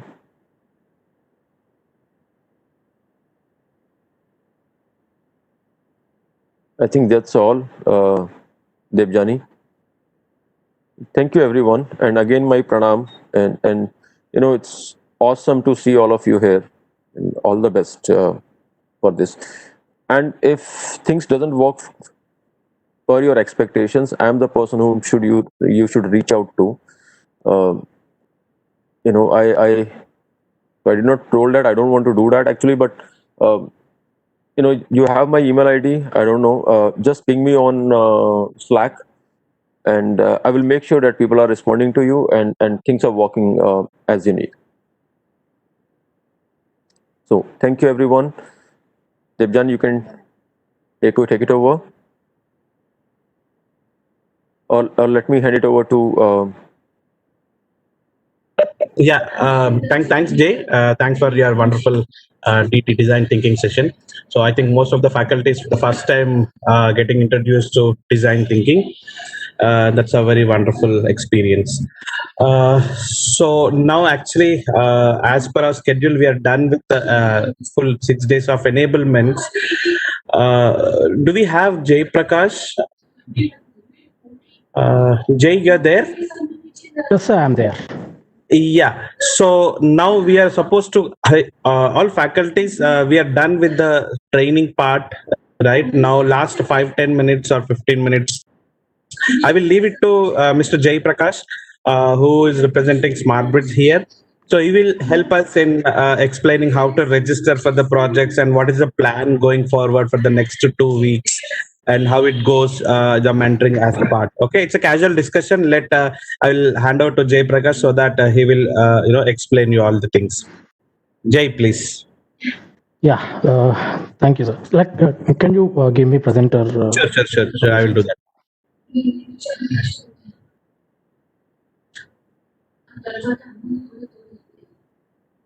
Yeah, I gave. Yeah, thank you.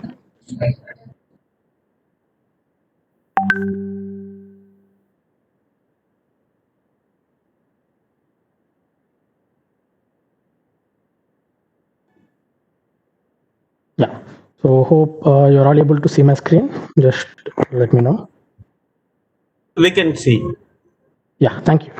So, yeah, thank you, everyone. I really appreciate you all for putting in lots of efforts and attending this Gurukul program.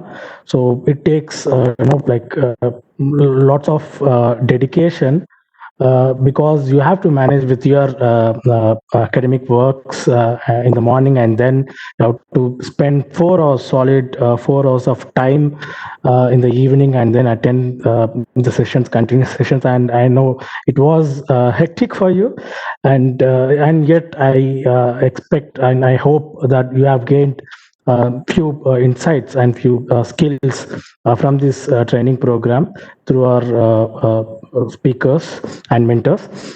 So I appreciate each and every one for being part of this program. So now, as we have completed 6 days of enablement, so now we enter into Project Buildathon. So, like Buildathon and training program combinedly together is overall a Gurukul program. So, like for you who start with the training program, it is recommended and it is it is a must to complete a project as part of the entire program, so that you will get the uh, like what all are required or the end output or the end benefits of this program. So now, as you can see, the deadlines, now we have completed a training program, and then from 8th the buildathon starts. So you have got about 2 days of time where you can meanwhile you can choose your project, what you want to work on, and then you can start working on the project. So now if you see on the website buildathon registration page, uh, like the link, I hope everybody knows about this website. Anyways, I request Hemant to put it in the chat for reference. So if you come to the registration page, you have different projects. So we have added different projects in different technologies. You can choose the technology you wanted to work on, so you can filter through the domain or the complexity levels from here. So, and you can choose any project that you wanted to work as part of this buildathon program. So, for example, I'll just walk you through by enrolling for any program, and I'll show you how it actually works. So, yeah, so I just wanted to enroll for this particular project. So, workspace condition to ensure employee safety in warehouse. So, I can just go through the description of it, what all are involved in it, and I can go through architecture, and then can enroll for it.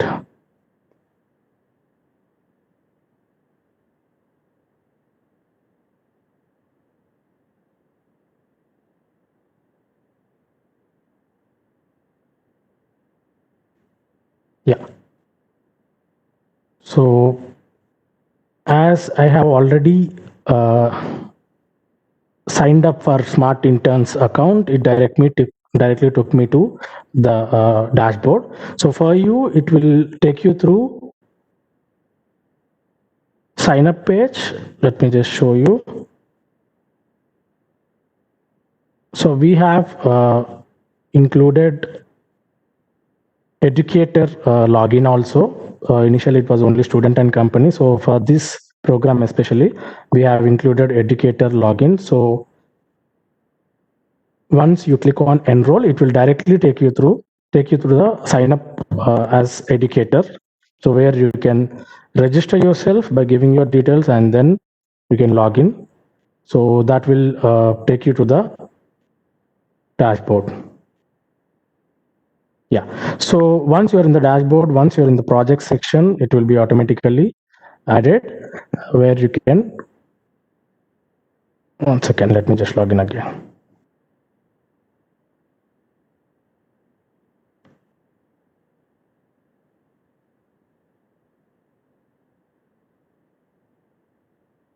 Yeah. Yeah, student and educator. Yes, there are a few differences. Educator has got a different programs and student will be having different programs. Sanjay sir, yeah. So once you enroll for any project, it will be available on the projects section in your dashboard. You can just open the project. So you'll have all the instructions that are required for you to complete the project, the general instructions of how you can access things and all. And then if you'll be having learning resources. So you can go through all these learning resources, and as you already completed these all services during the training, it would be easy for you to go through these resources and then complete the project. So these all services are already covered during the training, most of the services. So it would be easy for you to understand these resources and then complete the project. So you can go through the learning resources in the learning resources section, and then to start with the project, you have to go to project and click on go to project workspace.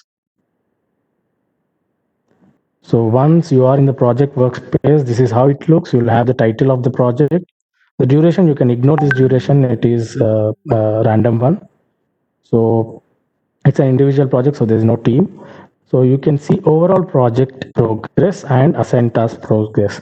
So this will be automatically updated once you update the tasks in the Kanban board. So I'll show you. So we have integrated GitHub in this workspace. So first, once you are on this workspace, you have to collaborate with your GitHub username. You can collaborate from here. You can sign up and collaborate with your GitHub repository. So once you're done with that, you can have all the references here again, whatever you have in the learning resources. So you have to go to tasks and progress. And here you have different activities to be done as part of a project. So the project is being divided into multiple milestones and then divided into different activities. So you have to do the project individually. It's not a team project. Disha ma'am, it's not a team project. Yeah, so these activities, once you start working on these activities, once you're done with the activity, you can simply update the status of this activity. Let's say I've just started creating custom model for my project. So I'll say 30% of it is done, and I'll move from backlog to in progress section. So immediately, once I update a task in my Kanban board, so this is called as Kanban board. So my mentor would be notified about my progress immediately. So you have to update the status of your work by moving the task in the Kanban board so that the mentor would be notified. We would get to know where exactly you are in building the project.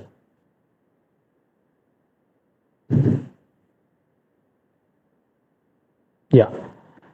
So, and then if you're done with that particular task, you can just change it to 100% and put it for review. So yeah, so all you can do is you can drag and put it for review. So once you put all the tasks that are there in your Kanban board into the review, the mentor would be logging in and then check the work you have done. So you'd be able to upload the code into the GitHub repository where the mentor will be collaborated, and the mentor would be able to see the work you have done. Based on that, each and every task will be monitored and moved into complete section by the mentor, not by the participant. So you have to move all your activities into review section, which indicates that you have completed your project. So this is the process to interact and update the status of your project. So from here, you can, like you stuck somewhere, you wanted to ask the mentor, you can ask from here. You can comment on each individual activity, or you can ask the mentor and all the ask the mentor in the Telegram group. So hope everybody is in the Telegram group. If at all there is anyone who is having issues with the Telegram, maybe Hemant, you can share the link again, and then he would connect with you offline to resolve it. Yeah, 1 second. Yeah, mentor would be automatically allocated, so they'll be there in the background to check your progress.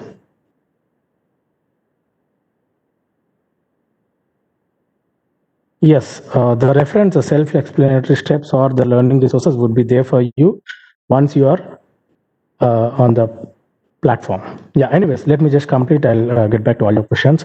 So once this is done, once your project is completed, once you upload all the code, from here you can simply upload, like as I showed you earlier. You can first collaborate, and then you can push all your code into, you can put all your code in the GitHub repository. That will be automatically collaborated with our mentor. So if you do this step, that means you are giving access to us to check your work. Okay. So once this is done, then the mentor will check and they will end the project, and project completion certificate would be reviewed, like the project will be reviewed and it will be generated in the platform under certificate section. So this is how you have to complete a project, and we would be able to help you out during the project development through different channels. Like we have Telegram, so you can post it and the mentors would be able to help you out. So yeah, yes,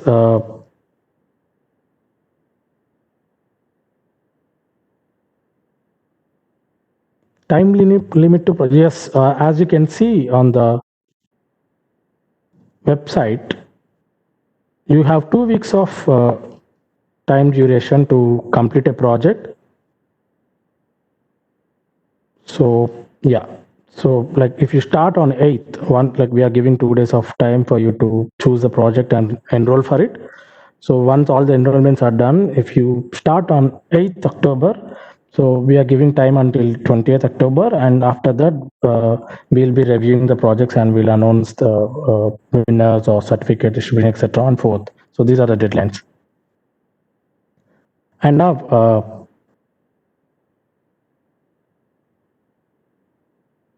yeah, so now there is another thing I just wanted to let you all know, like how we have provided a dedicated program for all the faculty. We have a build-a-thon for students also, exclusively for students. So this is a project build-a-thon by IBM and Smart Interns. So where a student would be able to build a project as part of this program. Similarly, how your project build-a-thon works, this is also kind of similar thing. So where students can come and they can enroll for any project whichever excites them, and then they can able to complete the project using the guided labs available on the platform, and they can get project completion certificate from us. So I request each and every respected faculty to at least like to share this information about the student IBM Buildathon to all the students of your college. At least each faculty, if they could get in 20 to 30 registrations from your college, it would be beneficial for the college and as well as for the students, and it is completely free. Student Buildathon is completely free. So I request everyone to please share this information, and I'm putting the link in the chat so that you can share with the students.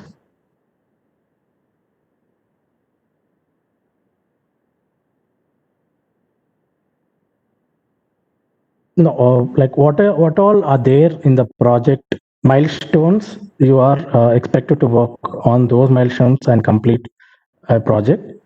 And for IoT, you don't have to have any kind of sensors. So we would be integrating like digital sensors, so virtual sensors basically. So all the details of those would be there in the learning resources, the links to download them and all. Sure, we will email you about the student buildathon and other programs of us. So, and one more thing, I just wanted to let you all know the emails, like people who doesn't have institutional email IDs and have requested for Smart Interns email and are waiting to get verification mail for Smart Interns. Like is now available. The issue has been resolved. So now everybody has to create educate account. That's mandatory in order to complete buildathon. And then now people who are having issues with Smart Intern mails, it is resolved now. Request everyone to please go to academic web page again and try to enroll your college there with Smart Intern's email ID, and you will get verification code. Yeah, Jay, just a minute. Let me take over. Yeah. Thank you everyone for the 6 days of full-fledged effort in learning new technologies. It's a wonderful journey so far. And I could see a lot of communication happening on Telegram about debugging and solving the issues and other things. So happy for that. Yeah. The issue with the Smart Interns email has been resolved now.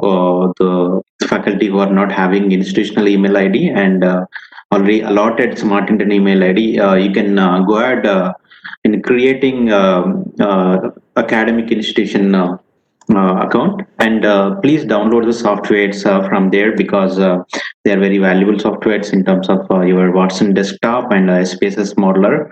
So after getting into IBM Academic Initiative account, please download those softwares, and you will also find feature codes which can be utilized for your cloud accounts. So if you have any query or any doubt, anyway, I think most of the people over here are available in Telegram group. So our mentors will be available for you to guide for any kind of problem you are facing, right? And second thing is like I think everybody know about this event, right? This is gonna be a kind of project buildathon. It's a kind of challenge event, and we have exciting prizes for the best projects developed on this platform. You can look at the exciting benefits on GuruCool program. So how do we review the project? So we will be reviewing the projects based on the kind of APIs utilized, and how good you have developed the project utilizing various the features, how you have implemented your project in a bigger way. Like, me say you have gone through multiple services now, so you know the project, like even the projects are common, but the way you develop differs based on coding, your coding layout, and the utilization of external services, deploying it as a Node application or deploying it as a Python application. So based on the work you have done, we will evaluate the projects, and accordingly we will finalize the leaderboard for the project. So ultimately there will be a presentation session, maybe for the top the project teams, so that the final winners will be announced. We have a lot of categories under various technologies, like let's say under IoT, we will identify the best projects. Under AI, we will have best projects. Like that, every technology will have best projects identified, and we have a good prizes from IBM side. So, But yeah.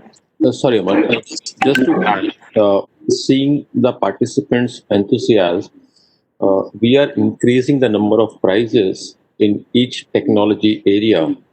So there will be three prizes in each technology area, uh, then one. Yeah, this is great, Jay. I think it is more exciting for the participants now. More than prizes, I feel like this development work is going to be more exciting for them. And in fact, they can go back to the college, and they can guide the students on building awesome projects using IBM technologies. As a beginner projects, I feel like the students will enjoy working on all these APIs and building a proof of concepts for the problem statements which they are getting in. I have the last couple of years, like 2 years, we have seen many students who are participating in Smart India Hackathon and many other events were utilizing IBM services in building great applications. And we have seen many winners who are in various hackathons also. So that's why I recommend every faculty who have joined this GuruCool program must enroll at least 30 students into Project Buildathon program, which is already happening and that will be continuing till December. It's a free program for the students. I recommend. I request all the faculty over here to introduce this IBM Project Buildathon for students. It's an exclusive program for the students. Please enroll your students onto that program. Jay has posted the link in the chat box. Please share that link to your students so that they will be getting benefit of working on various projects under mentor guidance. Yeah, so don't worry about any technology or any technical issues. So our mentors are available on the platform as well as on the Telegram group. So you can reach out to them at any time. We don't count the time clock on our watches. So we are open 24/7. So you can reach out to us at any time. And we will be coming up with the wonderful events through Smart Interns platform. We are coming up with the great project buildathons with various partners soon. Stay tuned with Smart Interns. Please subscribe for our YouTube channel, the Smart Interns, the Smart Bridge YouTube channel, as well as we have our LinkedIn pages, Smart Interns LinkedIn pages. Please follow the LinkedIn pages to get updates of all the programs which we are organizing soon. So there will be 3 more programs coming up from other different partners, again in the form of buildathon. A lot of hands-on learning will be there on various technologies, right? So I once again take this opportunity to thank everyone who have joined this program and spent a lot of time in learning new technologies, and hope you will continue the journey and submit the developed projects on this platform to make this program even more successful. I thank a lot, IBM team for coming up and creating a great program for the faculty, involving a lot of technology sessions and Mrutyunjay especially. The design thinking session was great actually, so that will be helpful for the faculty to organize more sessions in the colleges. Yeah. Thank you, everyone, for this the great learning exercise on our platform. Stay tuned with Smart Interns for the upcoming programs.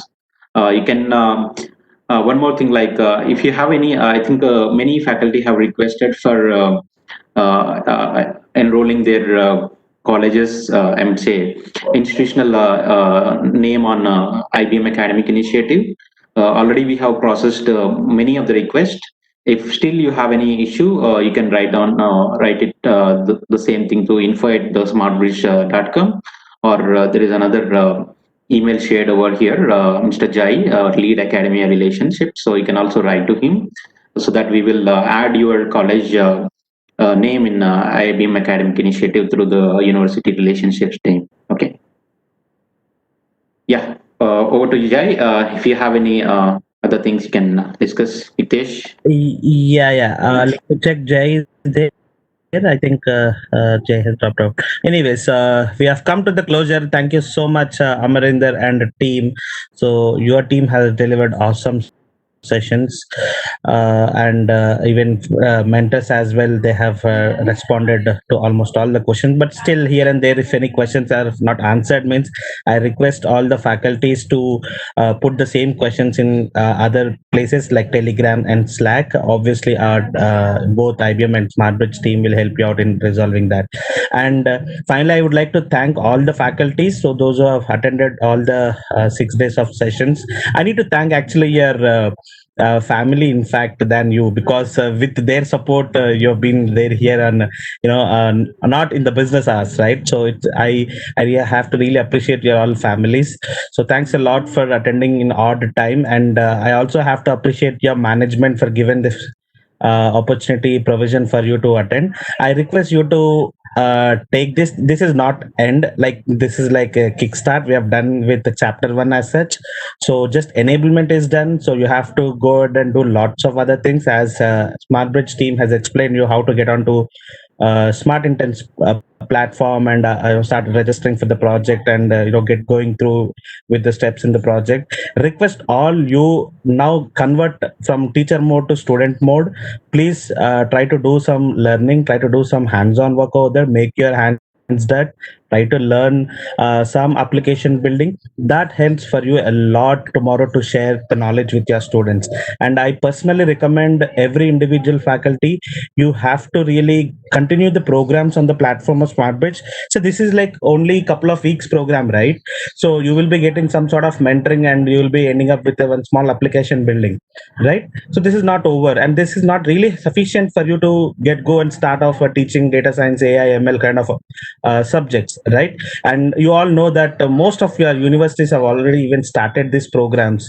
So I request you to really yesterday Mohan also shown some really cool programs for faculties like you. Give a thought, request you to give a thought, and choose the ones if you really feel like that is in your area, and try to be there on the platform, and attend lots of programs. There are, don't go for only commercial as such. There are lots of free programs as well, right? It is up to your choice, right? You, my suggestion is you have to be there on the platform all time. Any new, see, Amarinder is very I can tell you, very dynamic person. Every month he comes up with a very new program, right? Last month only he released X program. Immediately he has released a Y program. Likewise, he keep on update with lots of new initiatives, and he keep on update lots of new technologies as well. That's where the smart bridge is a differentiator. I'll tell you, we had like a dozen of tech startups we have partnered from the last 3 to 4 years, and this is the only one startup continuously showing the improvement. And lots of IBM, not only for them, for us, so I mean, we only look in terms of IBM, but from smart bridge side, they have got partnered with the multiple other companies as well. So that's the reason you have to really spend some time on the platforms, and acquire knowledge. That's what I can tell you. So I don't want to already we are past 4 minutes of 8. So thank you all once again. Let's catch up in project building stage. So we'll all be together, work for towards building an awesome projects. Thank you all faculties. If any faculty would like to share feedback, I request you all to give feedback to our. Let me just send. Okay, in the chat I have given my email ID. Maybe Amar, you can also give your email ID. You can share the feedback about the training program, both for IBM as well as SmartBridge. Request you give feedback. That helps for us in improvising a bit more, right? So with this note, I would like to thank Uh, you, faculties. thank you, Tish. And I just want to give a note to the faculty members over here. We are open for a long-term collaboration with the institutions. We have multiple programs we generally organize with the institutions in a year-long engagement. If any of the college or any of the department interested to collaborate with SmartBridge or Smart Interns, we are open for collaboration requests also. I have posted my email address in the chat box. You can directly write to me for any long-term collaborations if you are looking for. Okay, thank you all. Thank Yeah, so thank you all faculties. We'll catch up, we'll stay in touch in the Telegram and Slack, and look forward to see awesome projects from your side. Thank you all. So you can see a email ID in the chat. Request to make note of that. And if you would like to have direct IBM programs from in your college, like if you would like to have a one-day training program, FDP, hackathon, right? If you wanted to us, if you want us to sit in your curriculum setting, like we are part of a board of studies for multiple colleges, a BOS member representing as a corporate, right? So we do lots of stuff for academia, but not in the scale of the way how SmartBridge is doing. But you have to maintain the relationship with both the companies, like, right? So from IBM as well as SmartBridge, right? So that you can able to help your students in much more better way. Right. Okay. So thank you all. So let's soon catch up in the project building stage. All the best. Thank you. So I'm closing this session for now. Let's keep in touch in the project building stage. Thank you all. Thanks, SmartBridge team. Thanks, Amar and team.